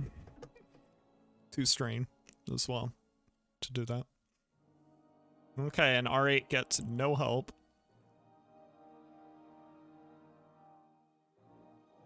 Oof. Well, I can catch him. You won't, but yeah. Alright, let's see. So that's... It's gonna be 8 wounds for R8.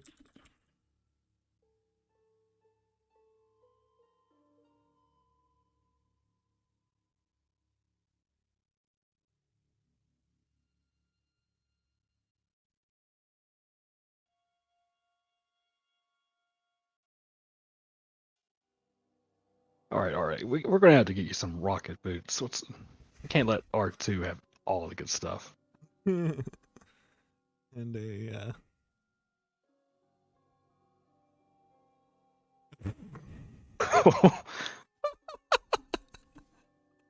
No, just let go. All right, don't swing again. I'll narrate it in a second for both of you, but oh dear. Oh no! Oh, Ray is gonna be so mad. Oh, she's gonna be so mad. As he takes a crit plus 10 and a crit plus 20 because he went down from that.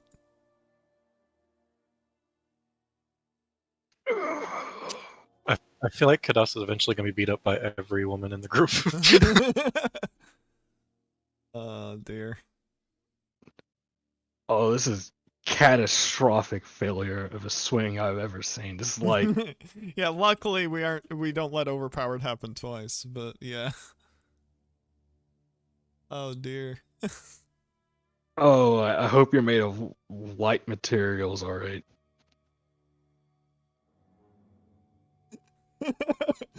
And so yeah, as the 2 of you have your brave like yeah moment and jump like you jump off out of the lift, you You, Kadas, see yourself just about to hit the ground, and out of sheer fear, you feel yourself like push out toward it and push yourself up just enough to avoid it long enough to disengage your ripcord and just kind of fall and tumble down onto the track without any real injury. R8, however, had similarly bad timing but didn't have the force to help him, and so as he disengages from the lift, you just see him hit the ground, bounce, tumble, roll several times, and slide, coming to a stop next to you. You see his eye blink for a moment before clearly him doing the droid equivalent of passing out. Just full body cringe the whole time. Just gets worse and worse. Just, oh. Oh. Oh.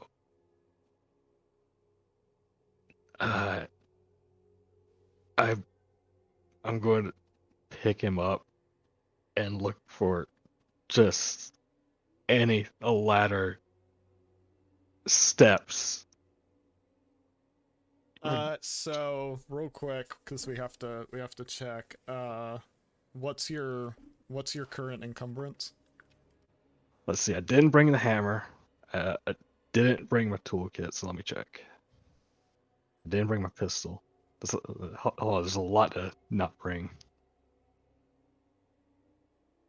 I have to check to see if, despite that, you're still over encumbered or not. Carrying around an astromech is... Alright, so I start at 15, and I should get a notepad out.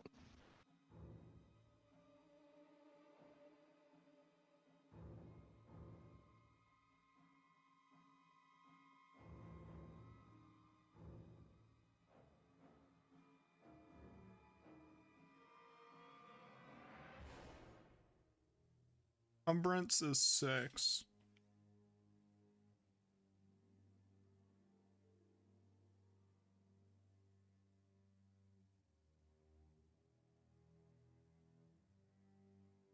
Alright, so I've taken off just from everything I'm not carrying with me. I'm down from 8, 10, 12 out. So let me check. That's 3 out of 18. So you have 3 left, or you have I 15 left? I have 15 left. Damn. Oh, you're fine then on encumbrance, so I'd say it's...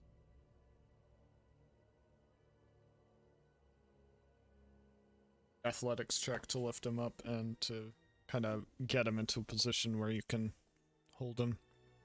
I'm gonna say, since he's unconscious, that's gonna make him weigh more. But yeah. Or like, because you have to secure him to yourself. So I would say, in addition to him using 6 encumbrance, he removes 6 additional encumbrance from your like available encumbrance, because you're using so much of your kind of gear to hold him in place. Ooh, just maybe his like little wire didn't spool back in, so I'm just using that to like try to secure him. Yeah, it wouldn't have spooled back in, so yeah. His ascension line. You can use that to kind of wrap him around you. But yeah, so I would say you only have room for up to 3 encumbrance left right now, as long as you're having to carry him. It is a good thing I did not bring the hammer and the pistol. The one time I didn't need to have them, and I don't have them. But yeah, so make an easy athletics check. No other difficulties. Is this for climbing? Yeah, because you're climbing while having to worry about him. Otherwise, it would be simple. See, I don't. Oh, my whipcord makes climbing reduced by 1, but I don't know if it reduces it to simple. So we'll just keep it at simple, I guess, or easy. I would say in this instance it wouldn't apply anyway. There wouldn't be somewhere to secure it. Gotcha.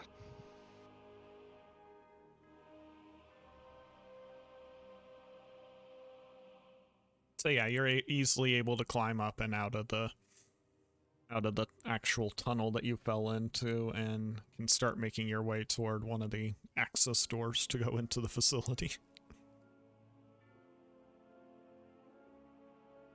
Hey, we're in the maintenance tunnels. Maybe they have some droid repair patches on the wall. Some little mouse droids with medkits on them. No. Best you could hope for is trying to do a check quick yourself to repair. That's it. But he took so much damage. I think even on my best roll, I couldn't get him back up. But He's 3 over, so you would have to heal 3, which is actually pretty substantial. yeah, Because you'd be rolling against a hard.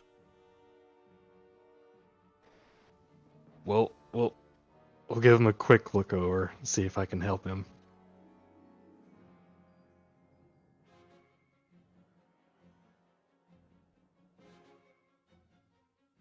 All right, so a hard mechanics check. Yep.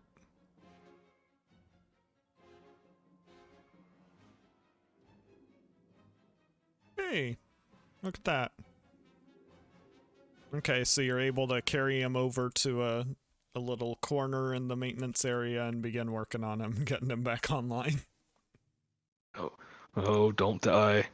And now you both make your cooler discipline check to recover strain. That's his, so he removes.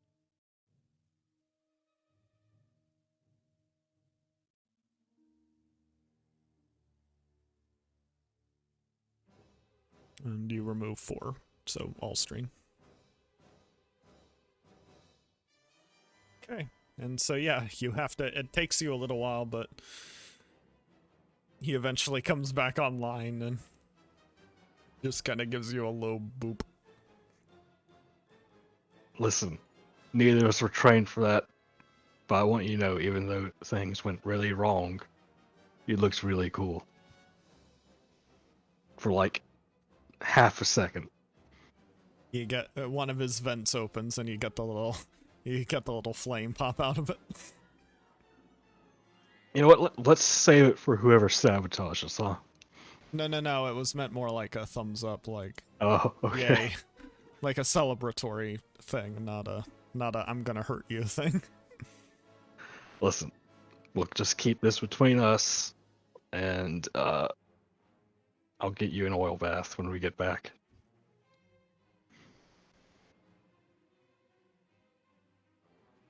He just got made to look shiny and new. You know what? You can pick the paint. I'll find some paint, and we can just cover that right up. Anyway, so alright. We cut back to the Jade Shadow. Everyone is getting prepared for graduation events. Venata has left because she's going to actually attend the graduation ceremony. The rest of you are left to figure out what you're going to do now that you only have permission for the couple of people going to the graduation ceremony and no one going to the grounds. You have not heard from Kata since he left.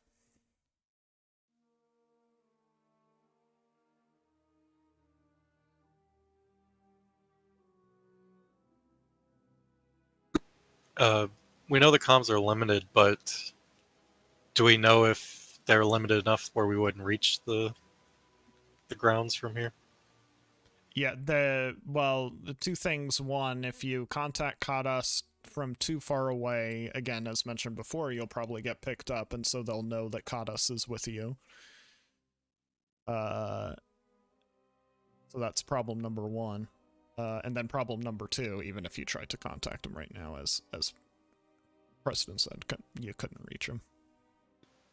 Yeah, I just meant like in character knowledge. I was just wondering how the In character knowledge, you would have known, like, due to having discussed it, that you probably can't do comms unless you know you're near each other.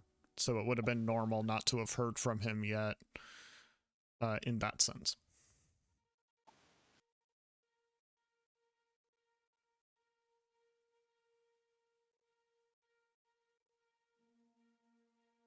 I'm just saying that you haven't heard from him. Yeah. Okay, so yeah, it's all of you are in there. Sid would basically be in everything but the dress, as far as hair done and all that stuff. Okay. So Sid, you'd basically be in whatever clothes you were wearing, but hair, makeup, well, all the makeup that can be applied before the dress, and all that is done. And, yeah, so... Yep, it's 5 of you, Ray, and R2. I'm gonna figure out what to do now. So, sneaking in? Yeah, but I'm trying to think if Jedi's found sneaking around. I'm trying to minimize any type of diplomatic situation here. I mean, if we really want to get down to it, I technically have no real Jedi affiliation on me. He's right. If you're going to risk getting caught, don't have anything that ties back to the Jedi on you, or Hapes, or any other place. Don't go in as Jedi. Well, I don't have a lightsaber, and I don't have robes. And Ray doesn't have anything. Does anyone have a change of clothes? Everything Sol has is Jedi. Well, my I'm not ranger sure you would jacket? fit. What was that? Do you want my ranger jacket asset? Doesn't really help now, does it?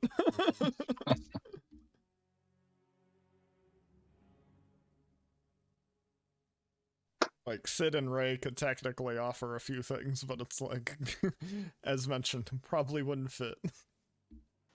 We don't have a spacesuit, do we? I wasn't thinking of the actual spacesuit, but the black undergarment part. Oh my god. For repairs, you probably would have a spacesuit on the ship, so yeah, if you wanted to put that on. I take Merritt's ranger jacket, wear just my boots and the black undergarment, and put that over with my belt.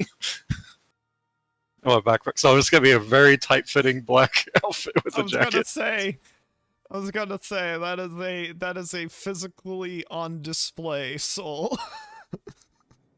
That is not a suit meant to be seen. I mean, that is the point. Not what I meant. Kind of works. If Sid has any article of clothing I could tie around my waist, like to the belt, that may help. The witches are known for having a few loose kind of sashes and other parts of robe-ish kind of thing, so might work. I don't think you're fitting into the leather lizard hide armor, though. So I was gonna say your soak right now is 0. outside of brawn, you're getting no armor soak. Mm-hmm. I'm making interesting style choices. Yeah, Ray would be during the, like, seeing you come out and this mishmash of stuff would just be a mixture of huh and embarrassed. So Yeah, so it's Ray, Custom, and Sol going to do this. One thing this does not scream is Jedi, though. It does not. At least Talia, between me and Ray, we should be able to get something for her. Yes. That's not Jedi-ish. Well, Ray already was. I mean, she just was wearing casual clothes that the Jedi gave her. There's nothing particularly distinctive about them. Yeah, I She's- could just get rid of the robe and I'd be fine, probably. And the lightsaber. Helping Merrick theoretically still, right? Or are you changing that plan? I am still helping Merrick, and so far as any of that can go good at this point. And still, since they're going for the stealth plan, I don't know if you guys can really bring R2 with you, without, having to account for that.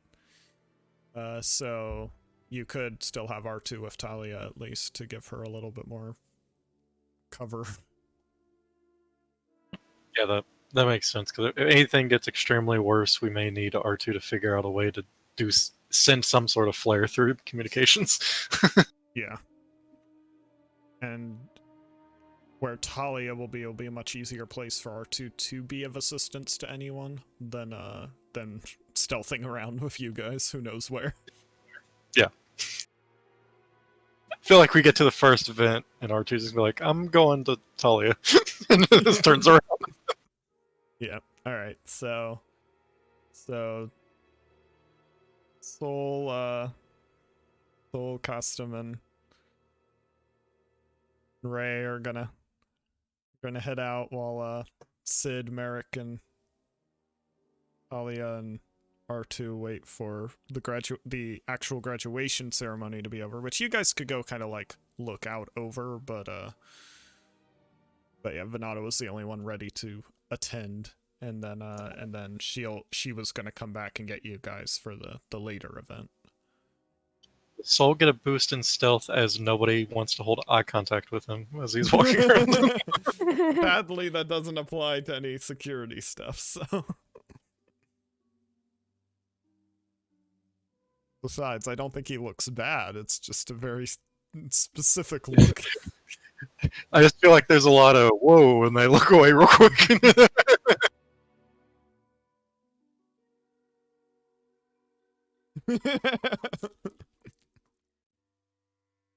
Only if I take the ribbon I have tied around my sash. All right. So with all that, we're going to take a brief intermission here as we get ready to jump into these next things, and before we find out what's happening with Kados. So see you all in just a few minutes.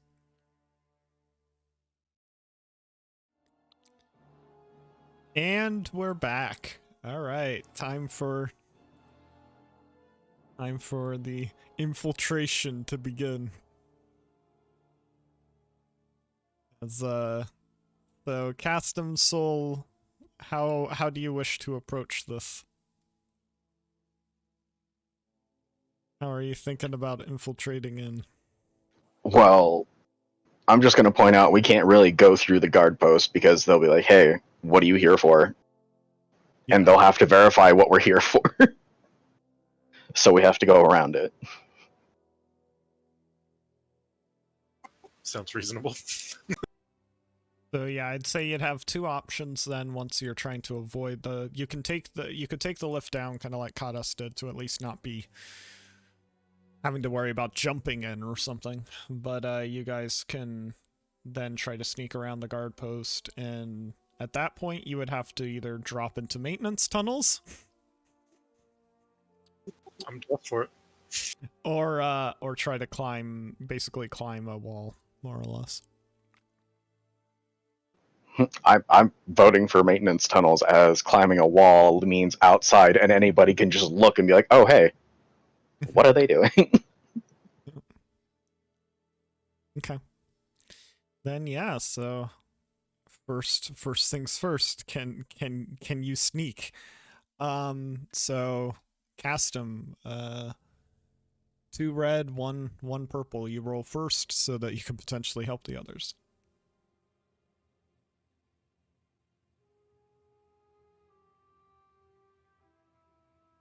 If I fail this, we may have to rethink this. With how many dice I'm rolling, okay, we don't have to rethink this, thank God. Okay, you can, thanks to the triumph, you can bring both of them with you. So you sneak past the guard post and get to where the maintenance tunnel hatch is. As you get close to it, you're able to watch the scanners and the kind of guard officers looking around, and you're able to follow their patterns and call Sol and Ray over one by one. Question, they wouldn't confiscate, like, my infra binoculars. Would I be able to bring them through the first part, that, like, the elevator part?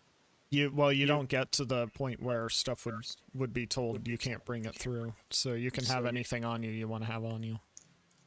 Yeah, I'm trying to think of, like, if we do get caught, what, like, would infra binoculars be like? What are you doing with those? I mean, they would already think you're spying, right? So Yeah, I guess it wouldn't matter. Yeah, so you can bring anything with you that would be like spying related. Alright. Yeah, Ray is bringing her basically her data pad in case you can like pull anything. It doesn't have anything on it anyway, so nothing to get you in trouble. And then she's bringing along her staff just because, you know, who knows what could happen.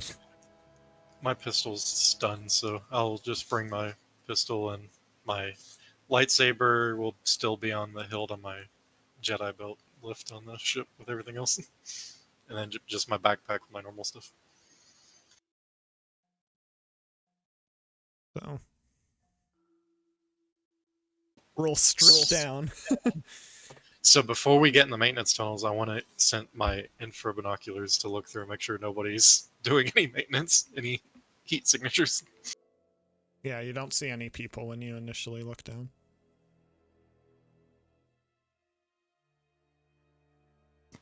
Oh, Cassim, looks like everything's clear. No heat signatures. Guess we'll go down, and I'm Yep. assuming we're trying to still get to the science. Just through the maintenance, yeah. Yeah. So as the three of you drop down in, it's pretty quiet, fairly dim, just basic lights, enough to see around, but nothing like too bright or anything. And yeah, you guys begin moving along the pathway on the side, trying to head toward the science division. Meanwhile, further up the way, Kadas, you finished getting done working on R8, and now continue on with your journey. Yeah, it's just journey to where? I'm technically lost. Well, no, I you know you could be back. Like if you go through the door, like basically a few feet away from you, you're able to go into the science division. You just aren't quite sure what point you'll be in. You do know you'll be on the level of where you'll be on the right like height level. You just don't know where the lab will be in relation to you. That's true. Is there a computer or access terminal around here? There would be one by that door. Yeah.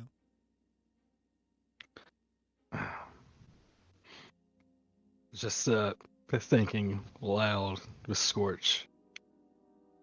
Do you think we'd be able to find out if someone gave orders to that elevator head towards the maintenance instead of our original direction? R8 or... R8 thinks it's possible. R8 doesn't know Imperial protocols, so. Yeah. Well, tell you what. We follow the elevator. We see something we're not supposed to see. We go to prison or executed. We go through that door and then end up being in someone's office. A shorter prison sentence, probably, right? You get an affirmative beep. Also, I'd like to point out this is where you were supposed to be going, also, so there's that. Yeah. So you can, you also have the excuse of got lost. You got lost and you fell down some stairs. We don't know where the stairs are, but he found them. All right. You know what? Normally I think I'd take this challenge, but I don't want to ruin everything else. Let's see if this was just a simple misunderstanding, yeah?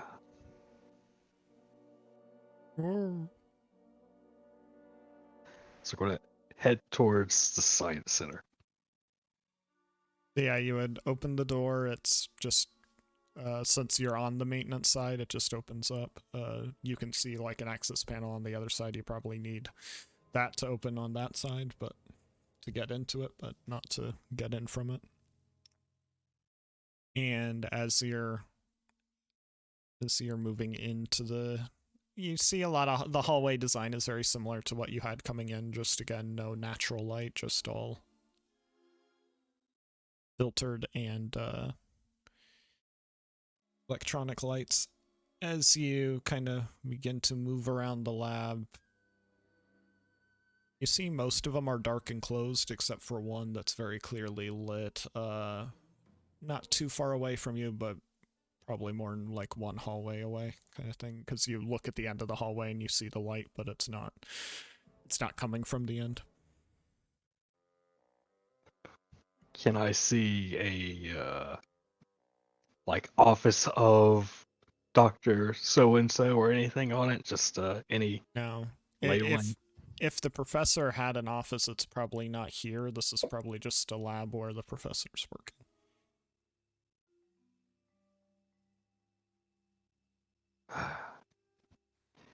You know, alright.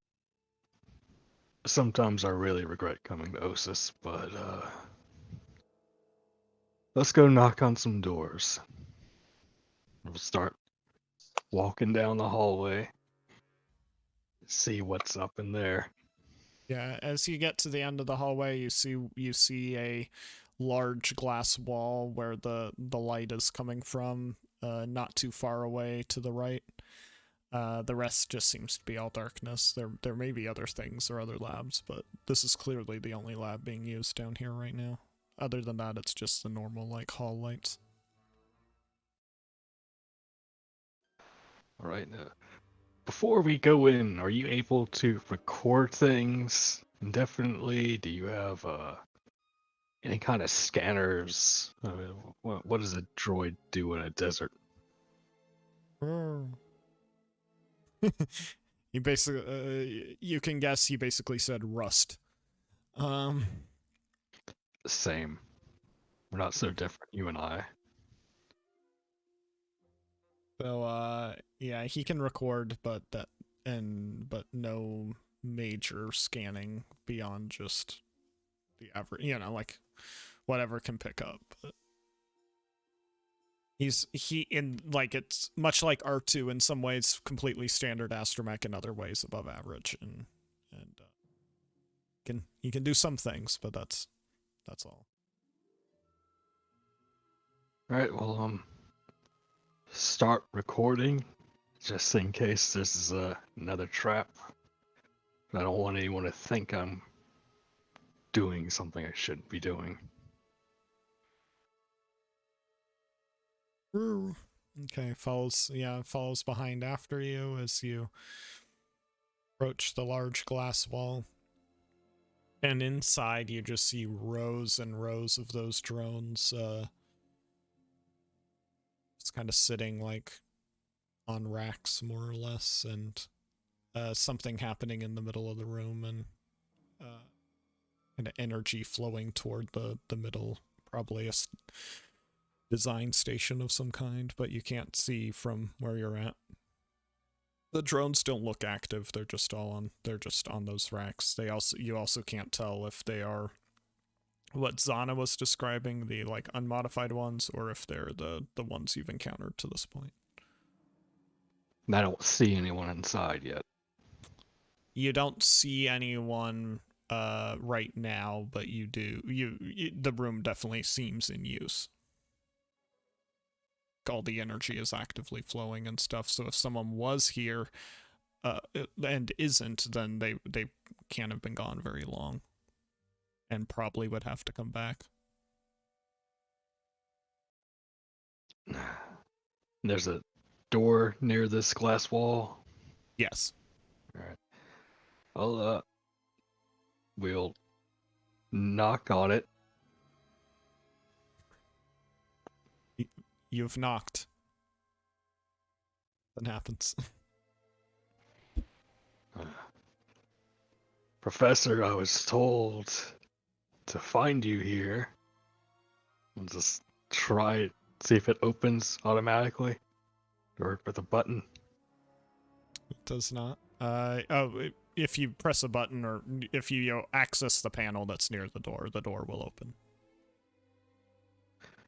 But, All right. It being unlocked means I'm allowed to be in here, so I'm coming in. And with that logic, R8 follows behind you as you move into this actually very large lab. Like, you can tell this is the centerpiece of this lower lab area. Definitely has the highest output potential and has its own, you can see underneath the racks of where the drones are, there are full manufacturing lines and stuff. This is likely where those drones are made that are on the racks. They aren't just brought in here or pieced together. There are actually systems in place to make them.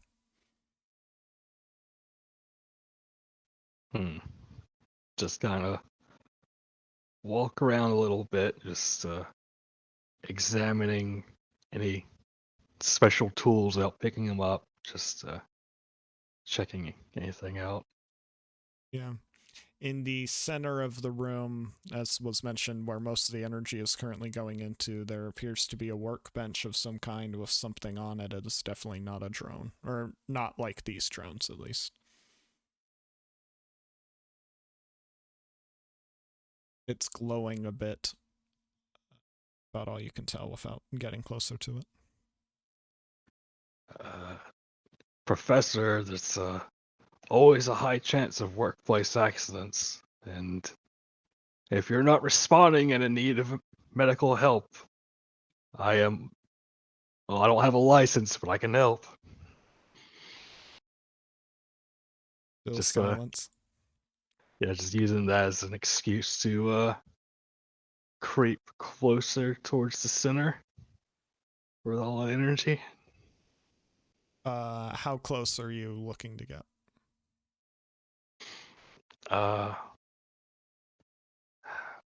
I will say 6 feet. I want to get close enough to get more details, but I don't want to be able to touch it.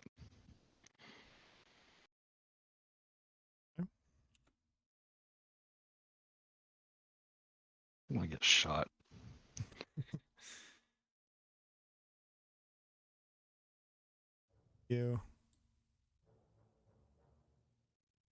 As you get closer and get a better look at it, it appears to be a smaller version of one of those drones, and it appears the metal of the drone shell is built on and around a crystal of some kind.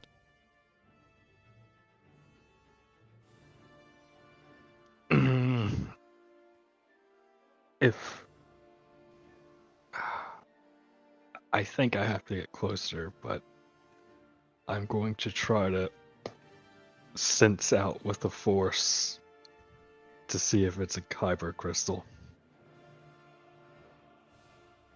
Okay.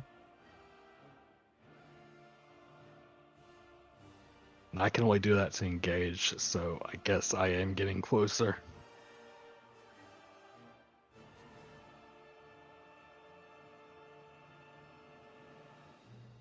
Basic sense is short range technically. Oh yeah, it's sense thoughts like engage or something. Yeah.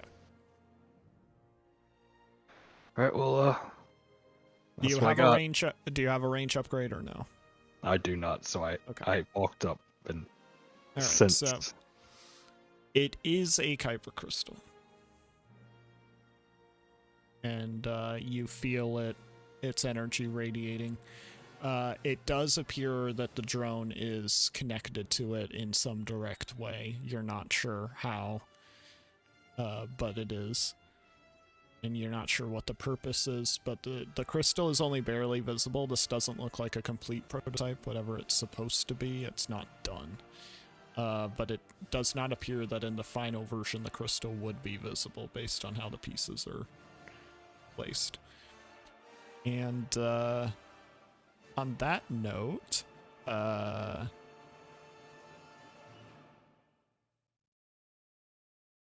let's see. You give me a vigilance check. No difficulty.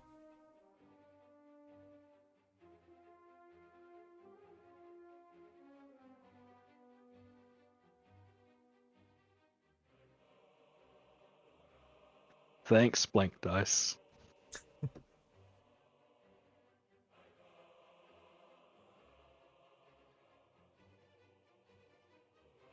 And then I'll...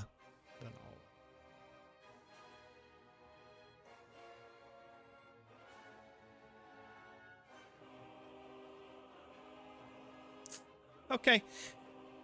You just hear a loud whirring sound suddenly occur as armored form comes flying in toward you, riding on one of the drones, much like how it was in the warehouse on Tatooine. The armored form just races in really quickly toward you and kind of hits you to sort of knock you down. Let's see. What are your defenses?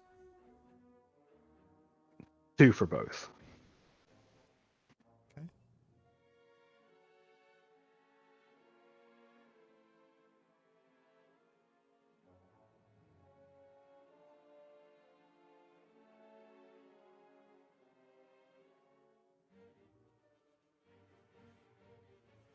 So yeah, hits you and knocks you down. That'll be that's 6 wounds minus your soak. I don't know if that even does anything. It does not. Yeah. So, but it still comes in and hits you and knocks you backward. And unfortunately, you're standing just tall enough that it also knocks the armored person down off of whatever they flew in toward you on, and sends both of you kind of rolling across the ground. Now that you're no longer surprised, you can see that the armored individual is from the descriptions of the others at least, the drone master, the armored looking woman from the warehouse, basically full silver armor with a bit of like a black and gray undersuit and full helmet. Bit of hair allowed out of the back of the helmet, kind of this whitish silverish hair. And He saw what they look like because I Cass sent the image to. I think technically he was the only one that could actually receive it. Yeah, you guys could, but I'm saying like you didn't get to see him up close, so I'm re-describing her. Because now only a couple meters away as opposed to amongst the swarm. Fair enough. But yeah, very clearly feminine form now that you can see up close. Like, you were pretty sure before, you're certain now. And she gets up and begins to stand straight, and you see tech panels along the arms, and she goes to activate one. So technically it is now your turn, because Scorch is holding priority in the confusion. So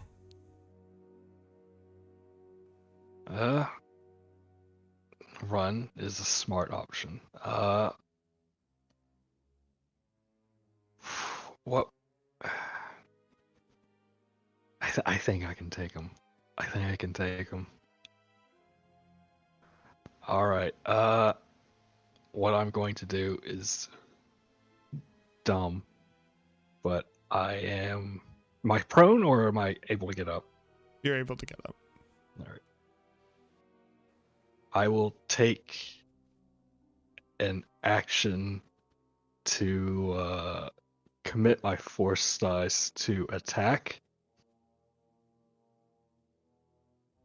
And I'll draw and ignite my saber with my other maneuver. Or if it takes 2, I'll take 2 strain to do that. Yeah. No, you're fine. Yeah, you can do those things. You see a bit of surprise, like, oh wow, kind of like carrying that. And you just see, amongst doing the things on the panel, you see her kind of knock her elbow into her belt, and a piece in like the middle starts to glow a like low green, and you begin to see what appears to be a like a deflector shield projection coming out a little bit. Interesting. Well, all right. If it's still my turn, I'll take. Can I get into engage with her or short? Well, you committed the dice plus doing what you did, so no, technically it would be. It commits. Oh yeah, that's right. It would take 2 maneuvers to get up, draw a saber, and an action to do that. Yep. So I'll just tell Scorch to get in cover. Well, Scorch is concerned. Scorch is going to attempt to be brave.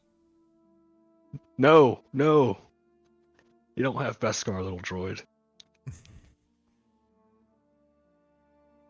Scorch is going to attempt to fire a shock bolt gun system. Is something which is one of his advantages over R2. I knew you had assassination protocols in there. He's doing so from medium range, so he's not like having to get up tight and close to do this.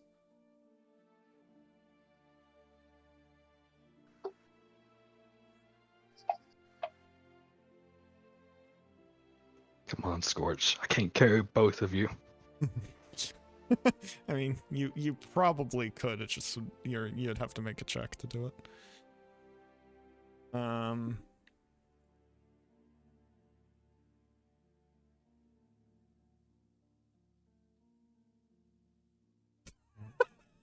Oh no.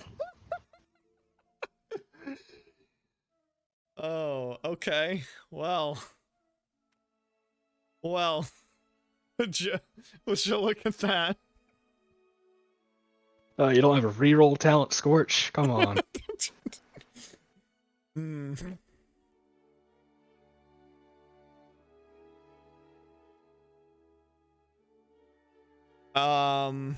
So Scorch fires the shock bolt into and it seems to get completely captured by the deflector shield.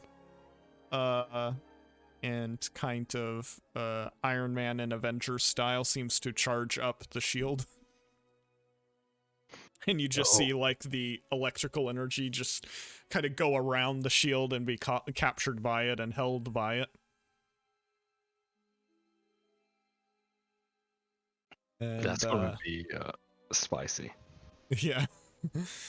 And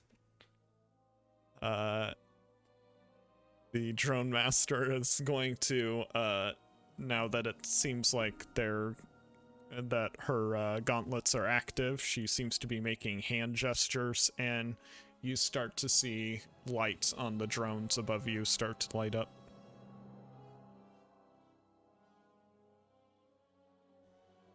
Oh. Okay. Now make an action and get them Right. to go or not. So yeah,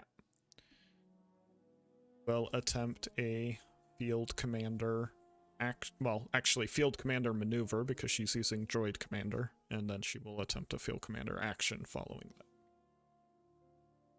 Oof. That's gonna. And it is improved field commander, so she can give them actions, not just maneuvers, if she gets triumphs.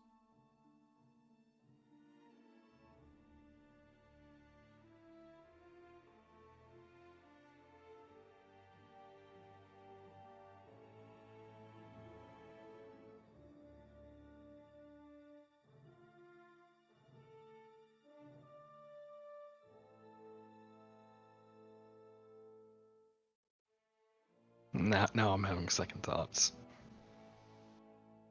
Let's see.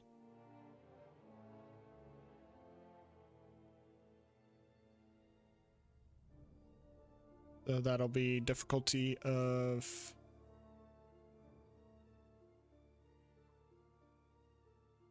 Yep, and... Apologies, this is the first time we're actually making this roll. Okay. So she will do first.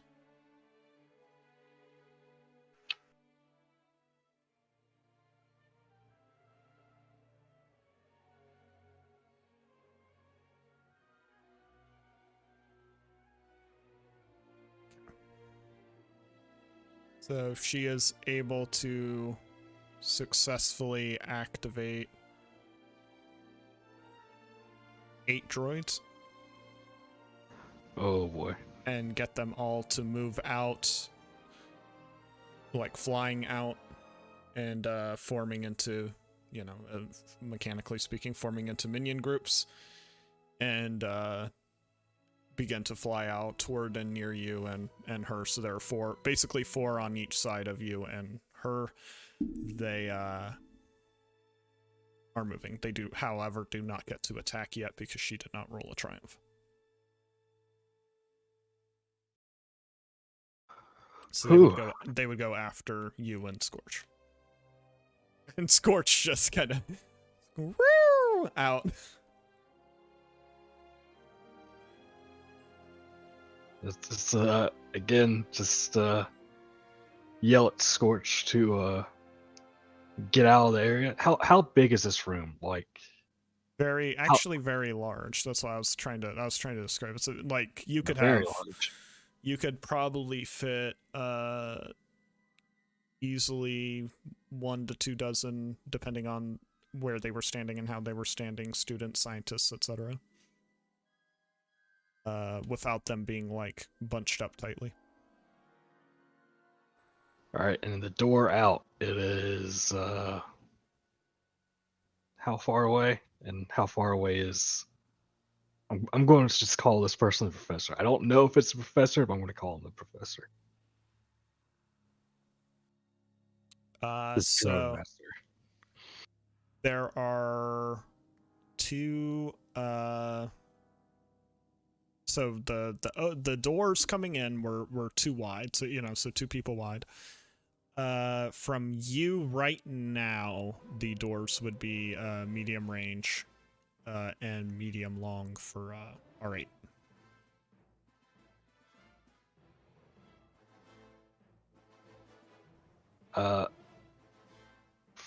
I am going to very regretfully start moving out of the rooms, I'll take 1 maneuver to get closer to R8. Or, yeah. Well, that would be moving away from the doors. R8 is further from the doors. All right. Well, I'm gonna yell for R8 to make a break for it, and I am going to. How close is the nearest drone? Nearest drone would be short range above you, and also short range in front of you is the drone master. Drone master is between you and the door if you go straight.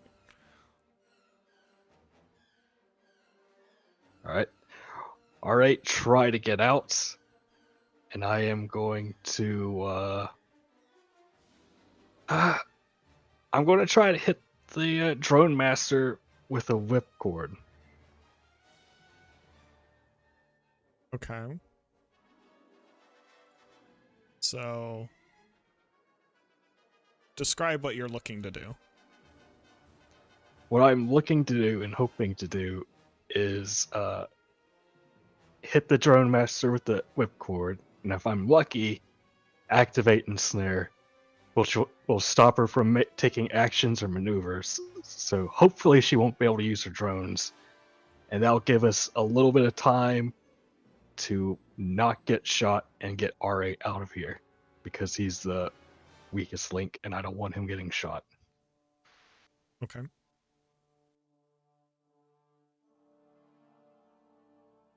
All right, then, yeah. Fire away. Adversary 3, defense 2. That is not good. Adversary. So, Well, don't forget the Whipcord don't forget the electrified shield. yeah, I'm hoping that's not going to hurt too much. But whipcord short range. Do I use short range or do I use melee? 'Cause it's a melee weapon. I mean, what's the description for its use when using it as ranged? Usually there's a... It doesn't say. I believe I can double check, but it just says melee short. Oh, then yeah, it's considered a melee attack that has short range. So yes. It's Okay. It's 2 defense either way, so. All right, Adversary 3, defense 2. So that would be 2 2 red and purple. Yeah. And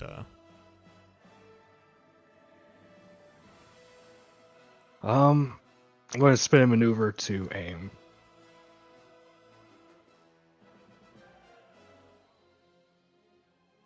okay. That is unfortunate. That's only 5 damage, or some sure she's fine with, and she soaks most of that, yeah.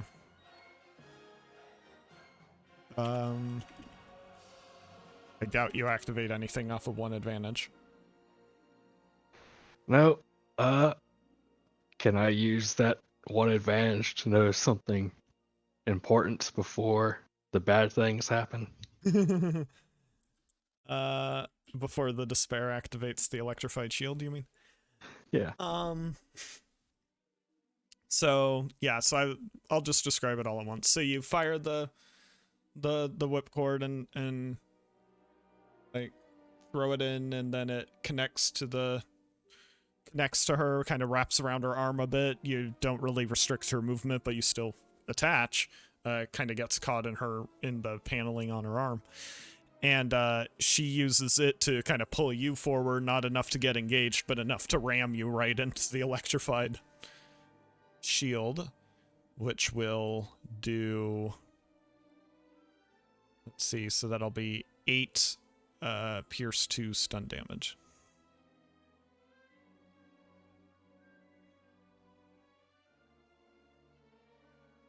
For the way down.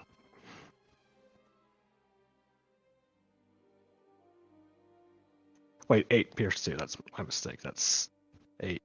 So it reduces my 6, 7, so 3. Yeah. That's strain regardless, but yeah. All right. Yeah. And then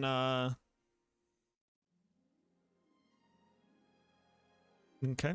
Yep. And then as you get in close, you're able to see that the control systems on her arm seem very technical and advanced, and probably connect her to some of the drones. But as you're up close, you can also see her helmet and can tell that the visor probably does it as well. So, to your estimation, the controls of these drones is very complex and a lot of parts to it. But also, as you're in close on the arms, you can see that whatever she's doing right now is hands-free, and you can guess that the reason she was making the hand gestures is able to control them. Not just so, even if you had restrained her, that probably doesn't keep the drones from operating. Okay, good to know. And I guess with that knowledge, I will take 2 strain to move to engage with her if I still can. Yeah, if you wish to. I'm trying to make her very uncomfortable. Yeah, I mean, And, you still have the lightsaber out. Is electrical field still up? Does it feel like it got lessened after I took a arc, or is it still looking about the same? Yeah, it probably just absorbed basically the one shot fired by R8 and released that shot out into you. So you can imagine that the deflector shield isn't a factor anymore. At least in terms of that. The deflector shield is close enough to her personally that even if you're engaged, it still is going to provide defense, though. Gotcha. So, well, I learned a lot from that, failure. So, yeah, good you enough learned for a me. lot from that self-shock. All I right. learned- I mean, you did wound her. You just probably not by much. The important thing was learning about how much she can control the drones from what, and I learned a lot. R8 is going to attempt to fire again. Damn you, R8. Why are you as brave as I am? And unfortunately has to upgrade it now that you're engaged. But maybe aim for the drones, R8. Oh, forgot to roll defenses. Sorry, 1 second. All right. Well, R8 My hit. hero. R8 hit. So R8 hits for, let's see. That'd be 13 pierce 2 stun damage. That is fired out. But so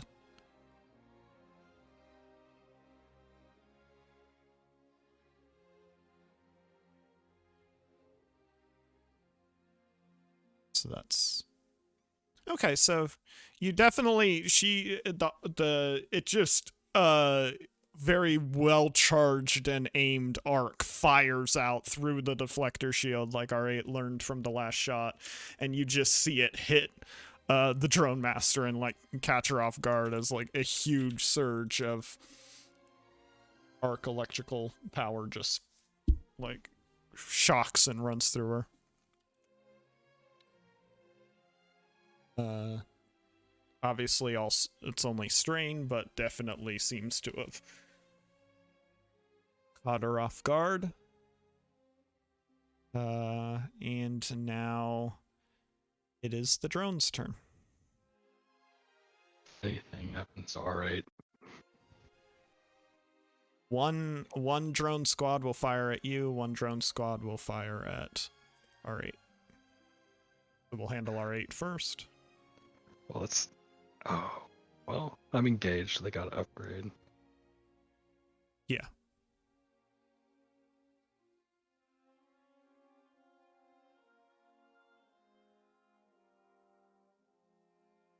Or at least see them invasive maneuvers, R8.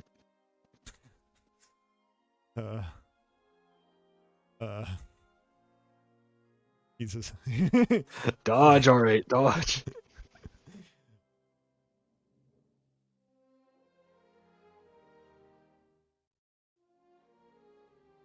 12 wounds and a crit coming toward R8. He soaks 2, so that is 10 wounds. I'm killing all these droids. Which will knock him offline again. So he's going to take 2 crits. First crit at plus 30. Second crit at...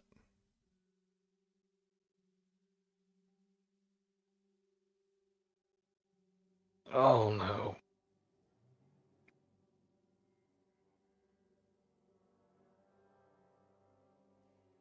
Come on, Rolo, Rolo. Rolled low. R8 now has 5 crits. You're not Sol. Why are you so brave? Yeah, so the squad of drones just opens fire, and R8 tries to like roll backward and move out of the way, but it's just too injured still from earlier. It gets caught on its own metal that was like a little bent out of shape and just spins around and kind of tumbles down the stairs. And it's on its back. You can tell even whether it's online or not. It's definitely R8's not moving. Now it's personal. And the remaining drones now turn toward you and begin to fire. So defenses. 2. Okay. Gets 1 upgrade for. See that close spare? Come on. contact. And otherwise.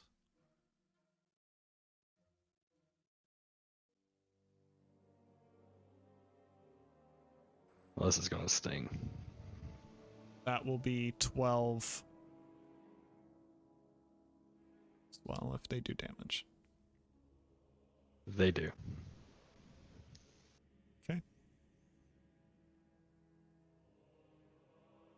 You do not have any crits already, correct? Correct. And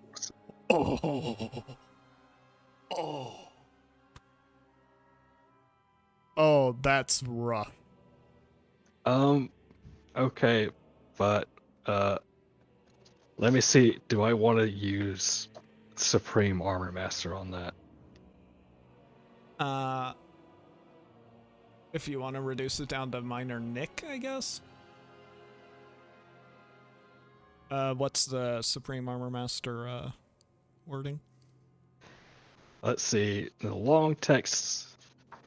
I take 3 strain. I reduce it by soak, and where is it? So okay, there it is. Once per round when I take a critical injury. So I can you still have to take 1 though, correct? Reducing it below 0 doesn't ignore to it, a minimum does of it? to a minimum of 1. Yeah. Okay. So yeah, you can reduce it down from that to minor nick. It's basically the difference between you going before or after the drones. I want to go before. And then it'll reduce you. It'll you take 1 strain from minor nick. Okay. And on that dramatic moment, we will now shift away.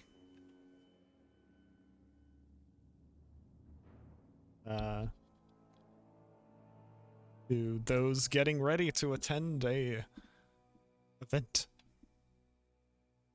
As all this is going on. So, Sid Sid. just running around, trying to get everything in order. Yeah. Well, currently your whole body is being ever so slightly both, I guess, comforted and compressed by a beautiful white Hipani dress. Excellent. All prepared, everything's in order, makeup done. What are we waiting for? So, nothing as the group of you arrive at where the post-graduation party for, as mentioned, the officials and all that is underway. And Talia, you and R2 arrived with the others, but you are going to go into the kind of separate from them as they're going up toward the actual party, and as you mentioned before, head toward a library. Yes.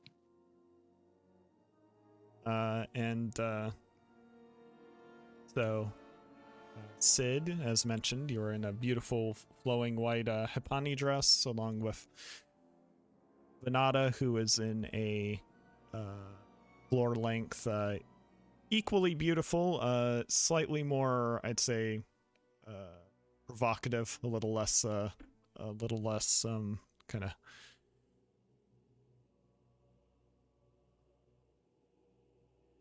conservative dress, basically a really sort of light purple, leaving one shoulder bare and just the littlest bit of chest exposed, along with the, but again, like you look like a pair that clearly went there together. And then Merrick, I assume you're wearing full medals, anything you can possibly find to attach to the dress uniform. Yeah, exactly. So, all right. So yeah, the three of you walk into this event. There's a large fountain and several droids and a few, like, kind of what you can probably imagine are students who haven't yet graduated, who are working as kind of attendants. And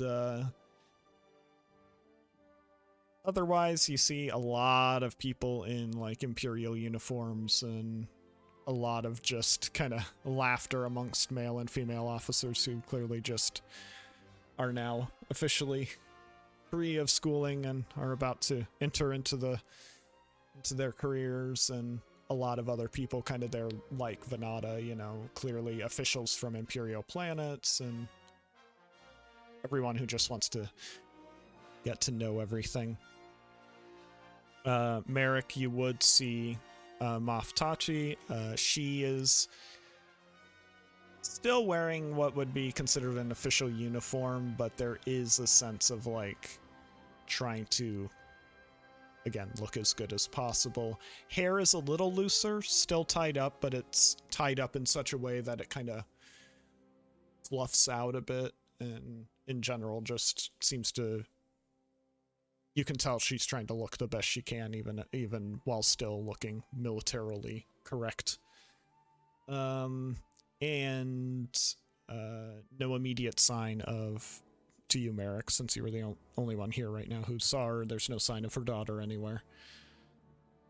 And yeah, so that's what you see as the three of you first approach, and Venata kind of gives Sid a smile and says, well, here we are. Sid probably has just kind of casually her hands behind her so she's not touching her hair, as novel as having it done actually is for her. And she's just looking at all the little details, all the garments people are wearing, decorations, stuff like that, with wide eyes and just a sense of awe to the entire thing. Yeah, I would say basically as you're looking out, it's pretty much about half just graduated officer students, and then about a quarter are just Imperial officials that are older, and the last quarter is kind of nobility like you, either from Imperial planets or a few outside Empire, but still would attend, like Venata. So just so you get an idea of what you're looking at. Yeah, Sid, wide-eyed, just going, this is incredible. And Venata's just like, oh, I'm glad you think so. She's like, this is commonplace to her. I mean, it's fancy, yeah, but it's not a very lively party, is it?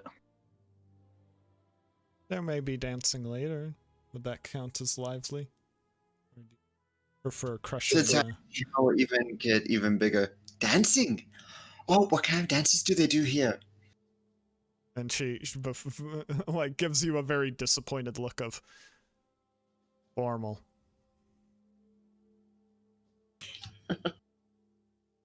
I'm sure you'll shake it up, Sid.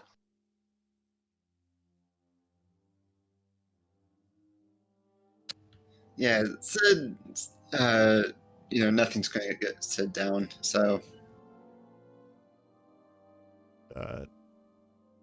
Even though you had already noticed her, Venata does point out the moth and say,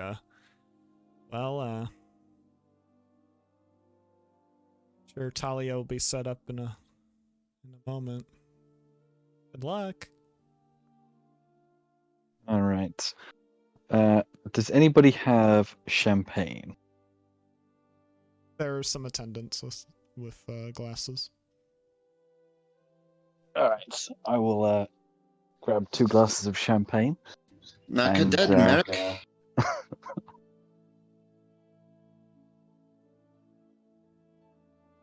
Thank you very much, Sid. Here we go. And speaking of which, Talia R2 hooks into a panel to help with the kind of short distance encryption, and you feed through it, and you are online listening. You can hear what Merrick's saying and can talk to Merrick. You won't be able to hear what anyone else is saying unless Merrick is talking directly to them, like is close enough to talk directly to them. All right, sounds good.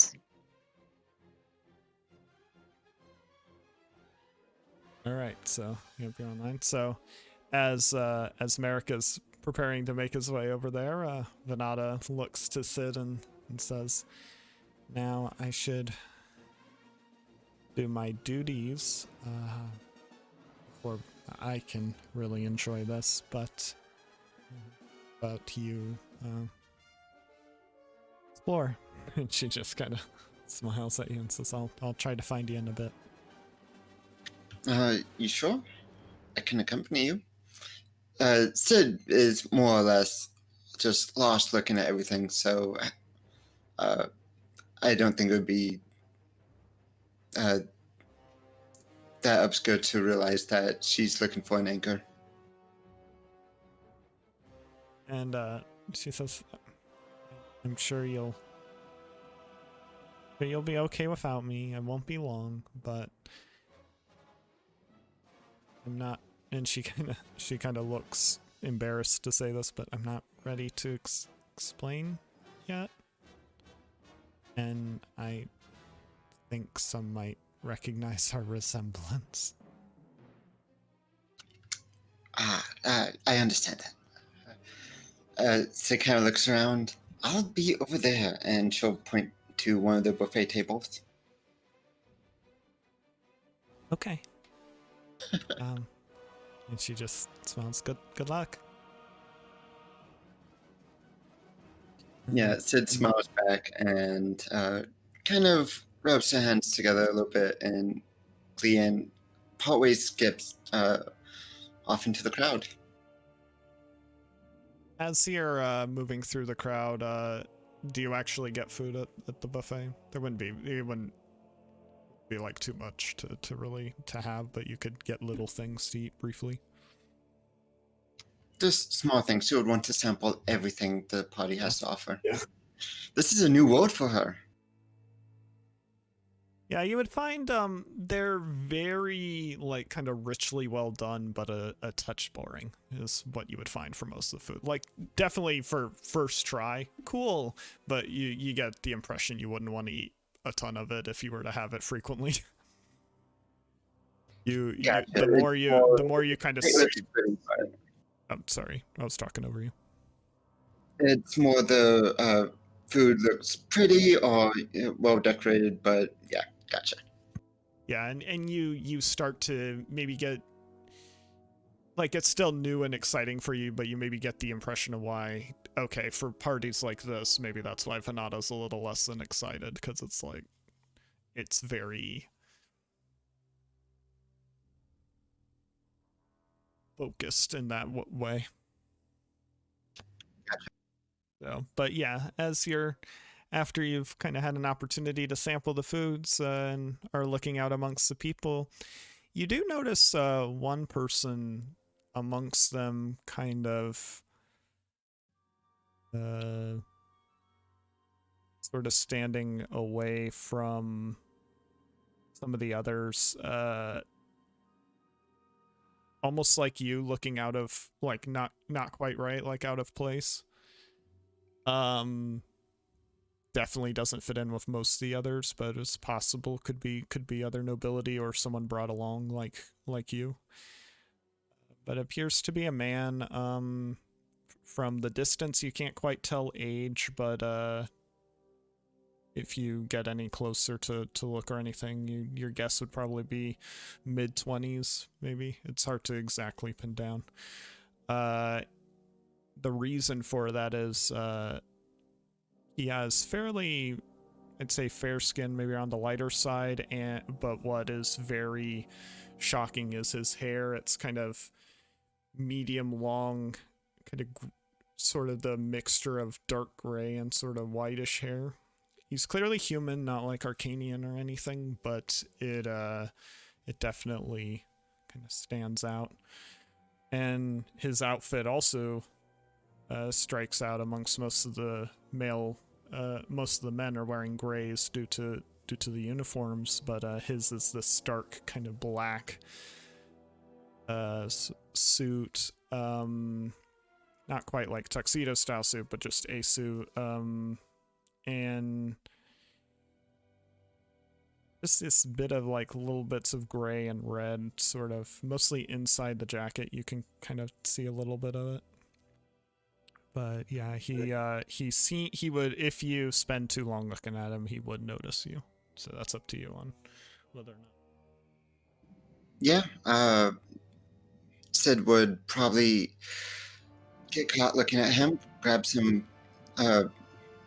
food off the table, and we'll go up to him. Would you like some? He seems kind of caught off guard as, yes. He takes something small that doesn't look like it would take long to just quickly chew through. You can tell he definitely has a presence standing there. Like you feel like he's very comfortable in the sense of like being around people and like has a bit of sort of social quality to him, but it's not exactly like smooth either. And he kind of just, he gives you a small like half smile and sort of, you get a look of almost recognition from his eyes, but you're not really sure what the recognition is. So, some party, huh? I've seen worse. You're, are you Hapen or Dathamiri?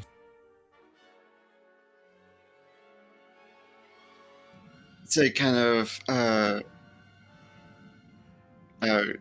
tilts the head a little bit. Is it that obvious I stand out? You don't have parties like this on Dathomir. Well, the hair. Oh yeah, it's great, isn't it? Not the typical warrior braids, but she kind of touches it a little bit. It's never looked so good. Anyway, so you like weather? And at that moment, it just kind of freezes. But that does elicit a laugh. Do you want a charm check associated with that, or just keep it casual? Yeah. Oh yes. Yeah. Unintentional charm, but yes. All right. That'll be a. I'll give you 2 boosts. But it will be a 4 red check.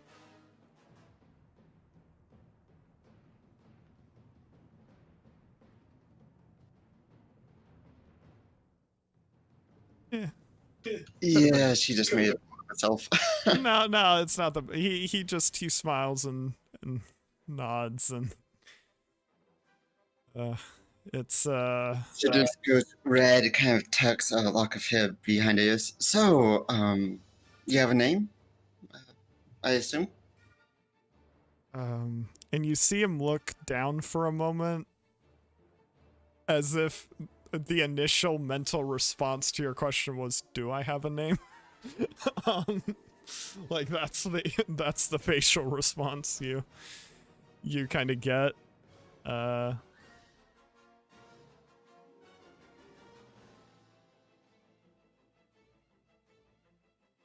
Kind of looks uncomfortably to the side. Ambrose, and kind of tilts his head slightly with a awkward smile, like he's also trying not to be embarrassed himself. Ambrose. That's a pretty name. My name's Ziani. My friends call me Sid. And I think I'll have him make a similarly unintentional charm check. What's he working with? 3 purple. You're working about the same either way here, so. Yep.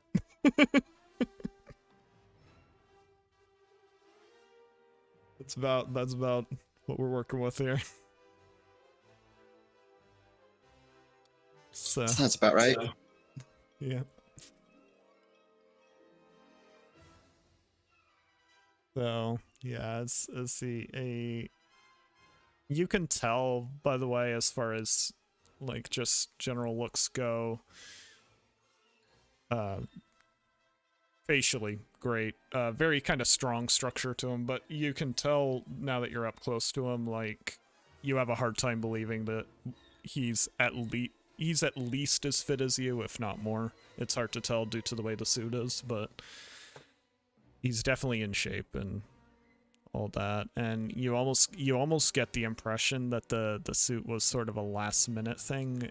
The longer you're spending next to him, the more like it doesn't it's kind of like yours, you know, how yours is sort of not meant to be on your body type. You get the feeling that it's a similar case for his. So, where are you from? Are you with anyone here, or did you come alone? No, since you took notice of the suit. Hey, I was here to see someone, and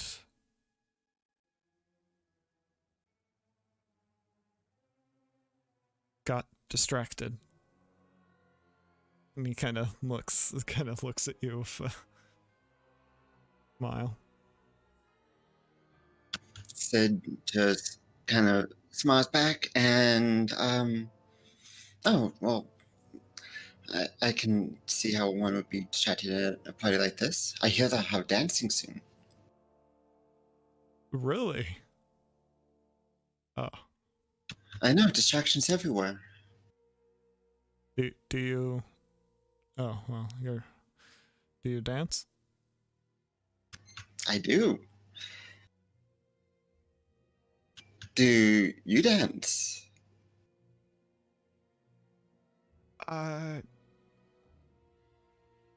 Not in a long time. Well,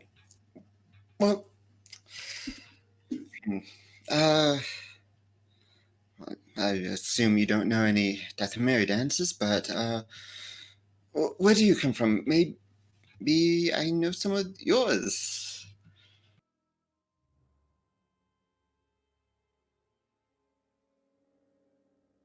Perhaps we can figure something out. And you see him look out at the crowd for a moment, but whatever whatever or whoever he was there to speak with, he definitely seems more interested in you at this point.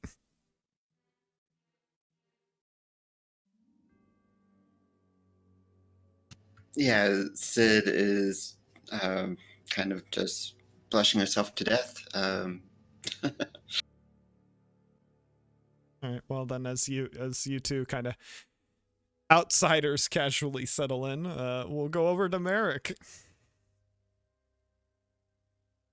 As he approaches with his champagne glasses toward Moff Tachi, who is currently speaking with another man.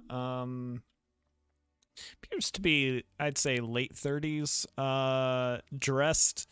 I'd say he's probably the least fitting in person you have seen at this party, man or woman. Kind of, he's not the cleanest. Hair's pretty good, but not the cleanest shaven.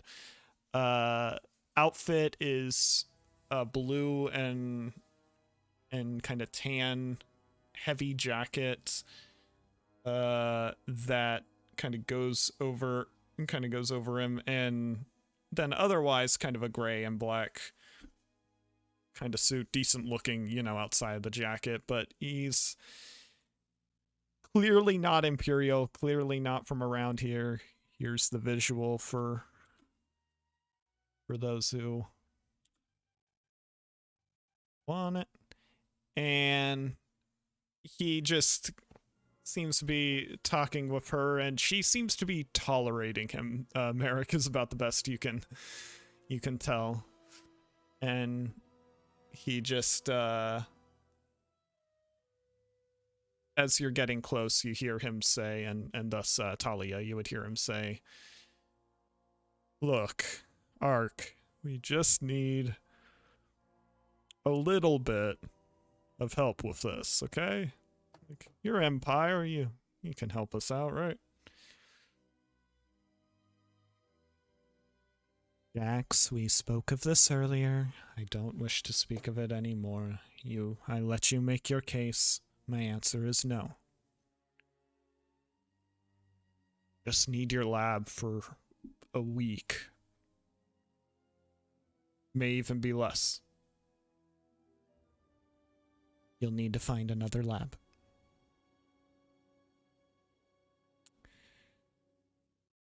All right. Well, and he sees Merrick. He sees you approach with the champagne glasses and says, "Oh, thank you." And he takes one of the glasses from you and goes on his way.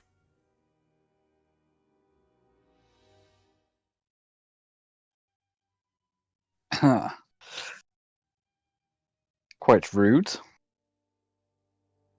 Moff Tachi. I'll give her the glass. Yeah, she takes it slowly, but appreciates it. To the class of 80 ABY. Clink. He appreciates the humor and takes a sip. Yes, it was quite a spectacular event. Apologies for Jax there. He...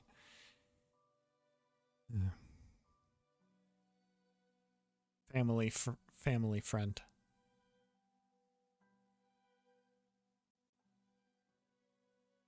Well, he clearly never learned how to speak to a lady such as yourself.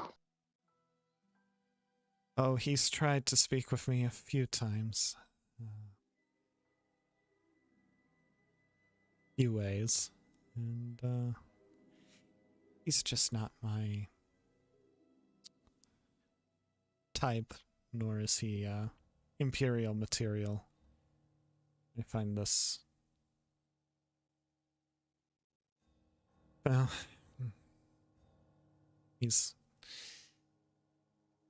And she looks at you and says, you can tell quite kind of bluntly that, like, she's gonna speak to you kind of bluntly for a moment, probably because she can't really say this to anyone else around her. Says, he's always been kind of an uncle to Avalon, and I think he wishes he could be a father. She takes a long sip.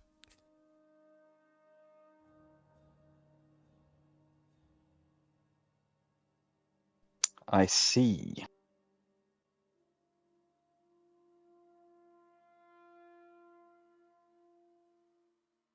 Well, I don't have children of my own, but I do think of the Jedi as, well, I look after them. You have to be careful who you let into their lives. So, I see the reason for your caution. Yeah, well, I'm not too worried about her life. I've planned it out excellently for her. Even now, and she kind of motions toward you. You notice people have just started dancing, and you see you can't really get too good of a look, but you see a very well dressed, dark-haired Imperial near the officer uniformed, but hair also like Arcadia's, definitely let out as much as possible without breaking protocol. For Avalon, you see her talking with this man, and the two of them appear to be looking toward dancing. And she says, my hopes for her future are high. On her way to a good assignment, then. Hopefully more than that, but Mother always wishes for the best.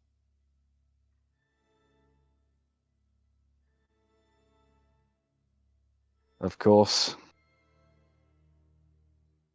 Still, children tend to have a mind of their own sometimes. You do everything in your power to set them up for life, and they find new ways to surprise you.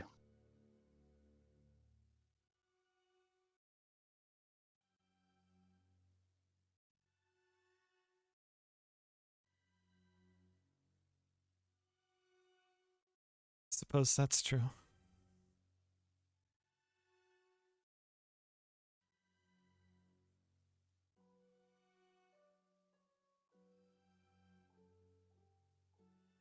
How did you get on the Jumda's good side? Apans are not known for many male friendships.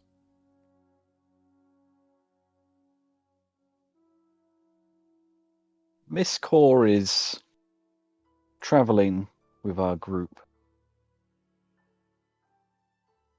And I suppose I look after her like I look after the Jedi, and a Mandalorian, and a Megito. I miss Joe over there.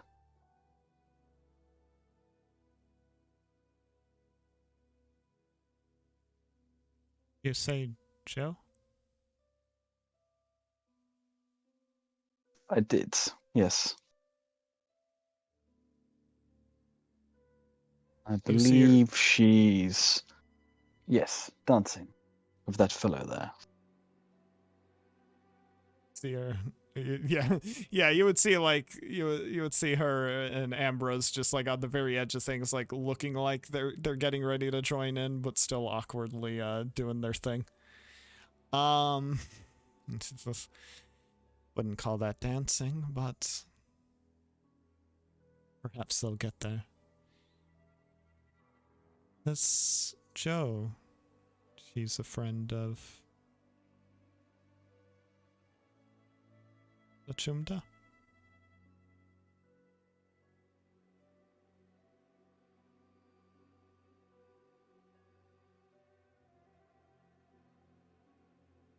Yes, they're on good terms.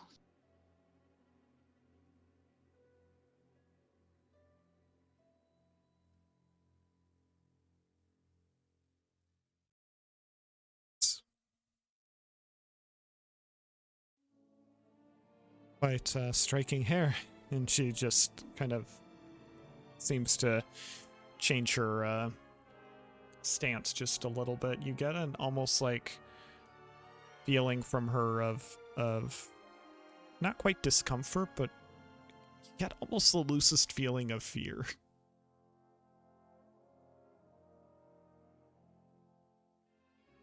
She's standing tall and proud still, but almost like she wouldn't wish to approach.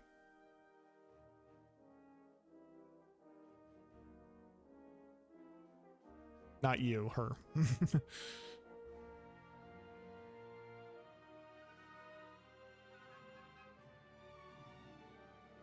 Off touchy. May I call you Arcadia?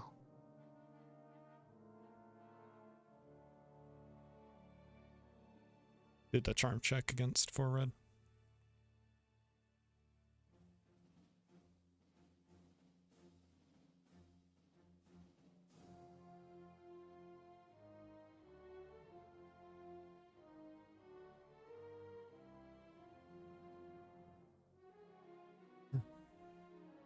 You may, but any further shortening of the name and will have you removed from my sight. I wouldn't dream of it. Arcadia, is there any chance that you could sneak away for a few minutes? I'd love a tour of the grounds. She seems kind of taken off guard about that and kind of...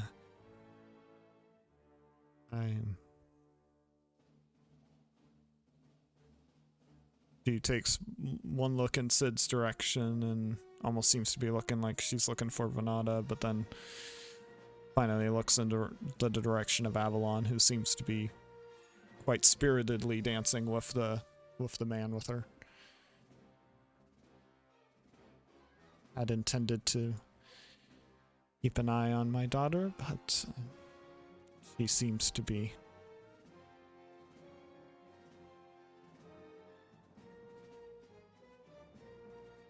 quite well for herself, so... I'm sure you've done everything you can for her. And now it's time to live for you.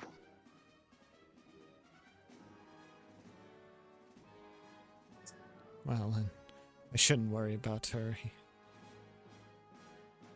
He's from a good family. Pilot, you know. And she turns and kind of moves to have you, like, follow her. Is Talia saying anything or reacting to anything as this is all occurring? I can't believe you're actually doing this. Yeah, she's just kind of cheering him on every now and then. I'm gonna grab another couple of glasses of champagne before we go. I don't need these textbooks. You're fine.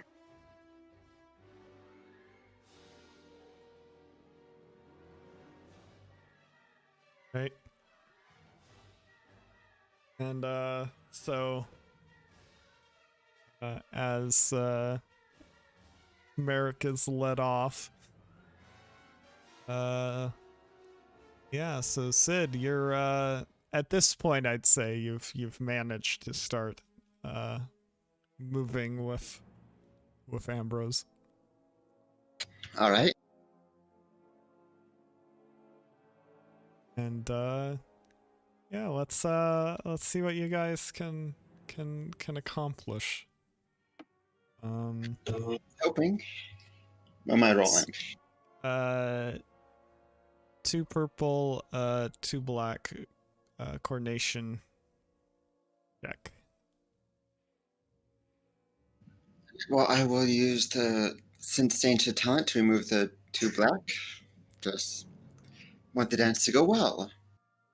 Right.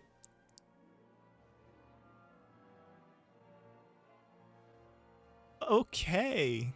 Do you want to give him help? Sure. Okay. I think he'll need it. I'll give him 2 boosts. Wait. All right, so yeah, you're definitely catching a lot of attention, because while most people are doing a more formal imperial dance led by the man of the pair. You are instead leading a somewhat provocative Dathomiri female-led dance. Gotta steal the show. With Ambrose. He's doing pretty well, and you can tell he's moving in such a way and kind of keeping a close eye on you and kind of your movements enough that he's actually making you look a little more formal, kind of like he's sort of a more stoic half to your more passionate half kind of thing, making it look more intentional that you're doing this. And that's about the best he can accomplish otherwise. Making it look about right rather than necessarily toning it down or improving upon it. And you just see in the distance, you just see Venata with a big smile, just soft clapping. Like making sure you can see her, kind of. Awesome. Yeah, Sid it's just beaming. Yeah, you can tell that while a lot of spotlight attention appears to be on another dancing pair, you can see kind of a different pair kind of getting more of like, hey, this is the important one.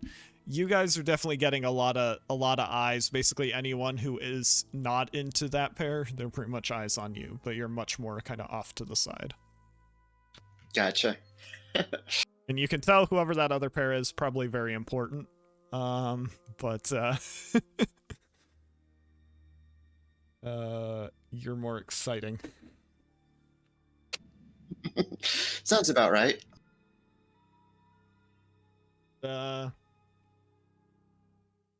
However, as you're dancing and moving, your movements start to draw ever closer to like this center point, mostly because the center pair is moving. And there are a few other dancing groups turning and moving around, but you recognize perhaps too late that the intent is for people to change partners at one point to kind of keep the formal like movement going. Okay. And this. The reason I say unfortunate to some extent is because you're the only woman who's leading. So as the group of you get close enough to change partners, you and Ambrose separate, and you find yourself right in the face of one of the female dancers. Well, funny you say that, Preston, as you're now in the face of Avalon Tachi, who just seems surprised that she's now in front of you, and kind of, I'd say, cautiously moves toward you, like prepared to let you keep leading, not quite sure what's going on.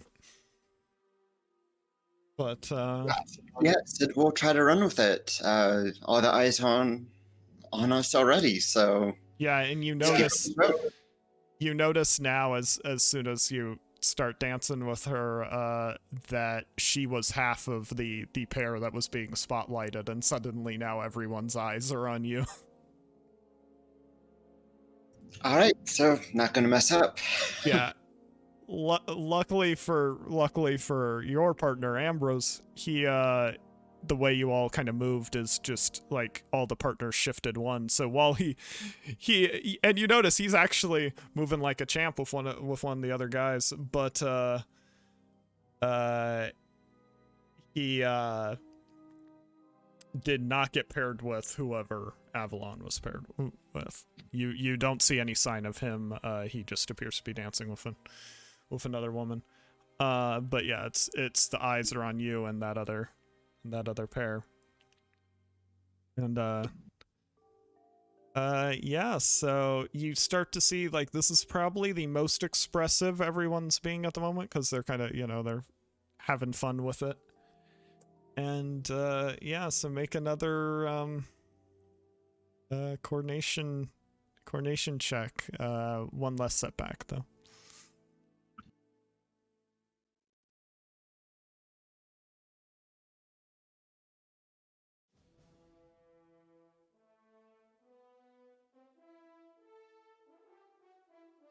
Still looking good. Would you like to add to partner again? Certainly.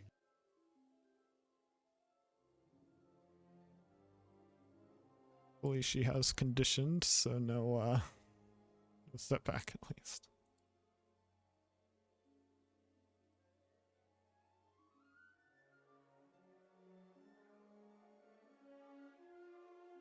I'm half tempted to flip a destiny point, just to help out even more.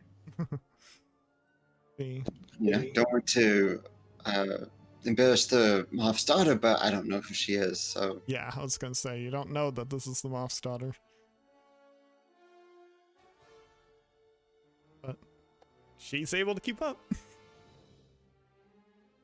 So, yeah, so she gets into it a bit, you feel very kind of energetic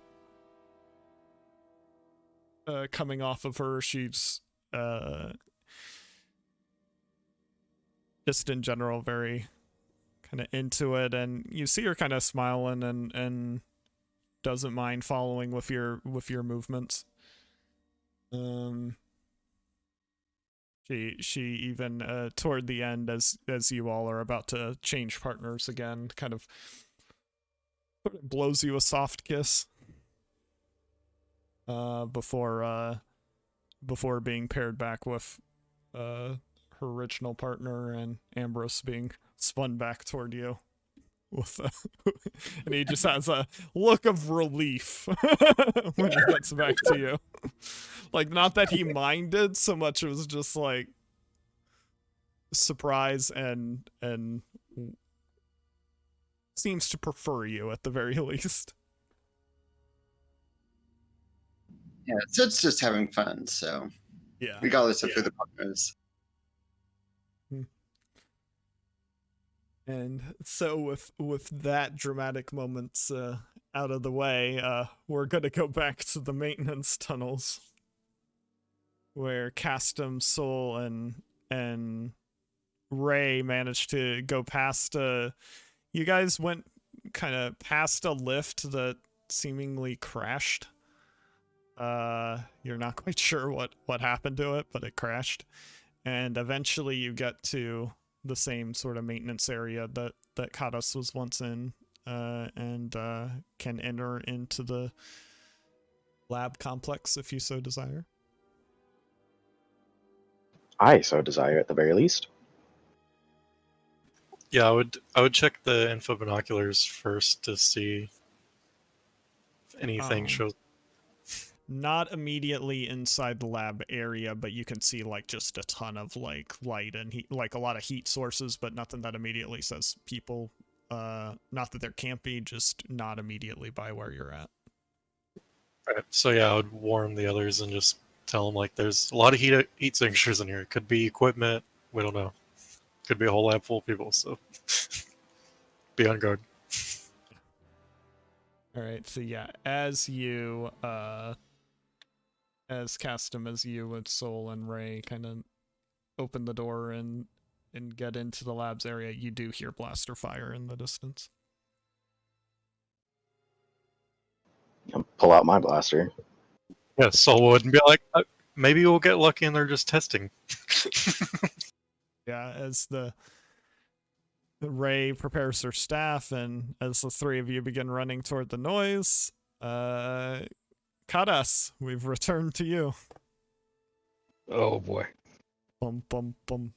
All right, the drone master gets to go first. Still, you still have a new initiative will occur next session when the others arrive, but for now, you're still on the same initiative, and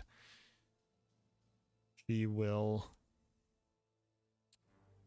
attempt one more field commander action. I just gotta not get rocks. It's gotta not get rocks. Lucky roll for you. Yes. She missed. All right. And, yep, that's her action. And, you'll just take a maneuver to do commands to her drones, and that'll be it. The active ones.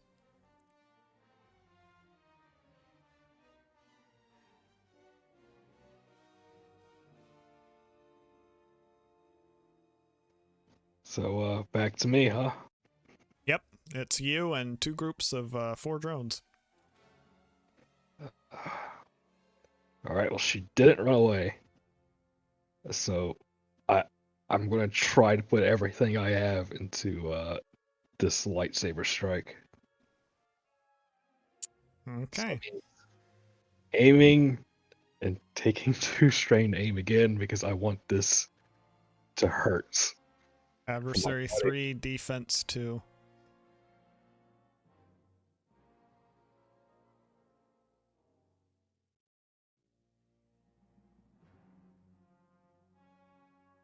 How? Why? Why? Why?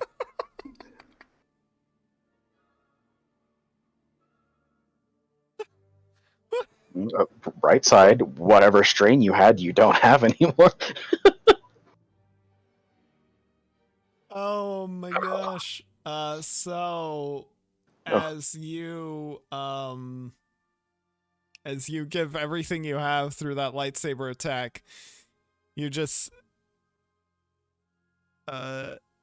see her stick her hand up at the lightsaber, and your lightsaber just hits her hand and stops, and she's able to just hold her hand up. You can tell her arm's shaking a little bit because you're clearly stronger than her, but she's a little bit better positioned than you. And she eventually puts the other hand up toward a different point in the saber and holds it there, and you can see that little sparks are coming off of her hands, but nothing else. Quickly realizing that at least the hands of her armor, if not more of it, has cortosis weaved in. And she's just holding your lightsaber basically away from her body. And yeah, I would say if you want to...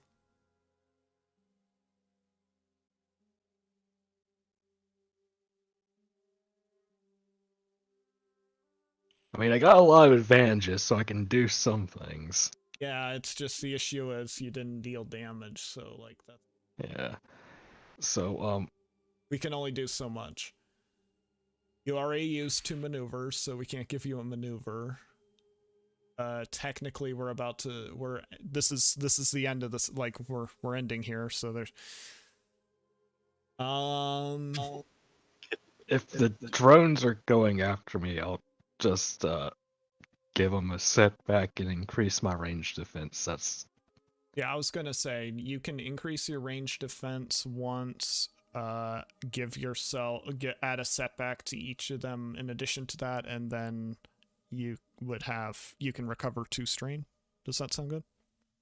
That sounds perfect for what should have been, at least 8 damage dice. But, cortosis, we've figured out 2 things in this fight, so, Yeah, well, that's part of me giving you the for the advantages of saying like, oh.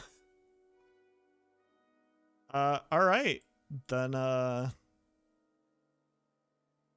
Yeah. My only hope is they both despair, and just I don't know. Light her up. Yeah. All right, so defenses, just the 2.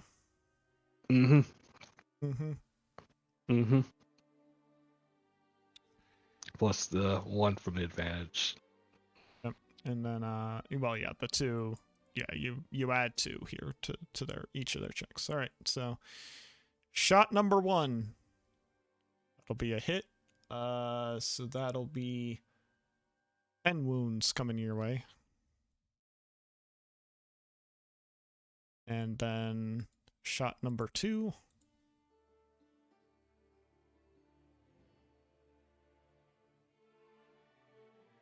And that one missed.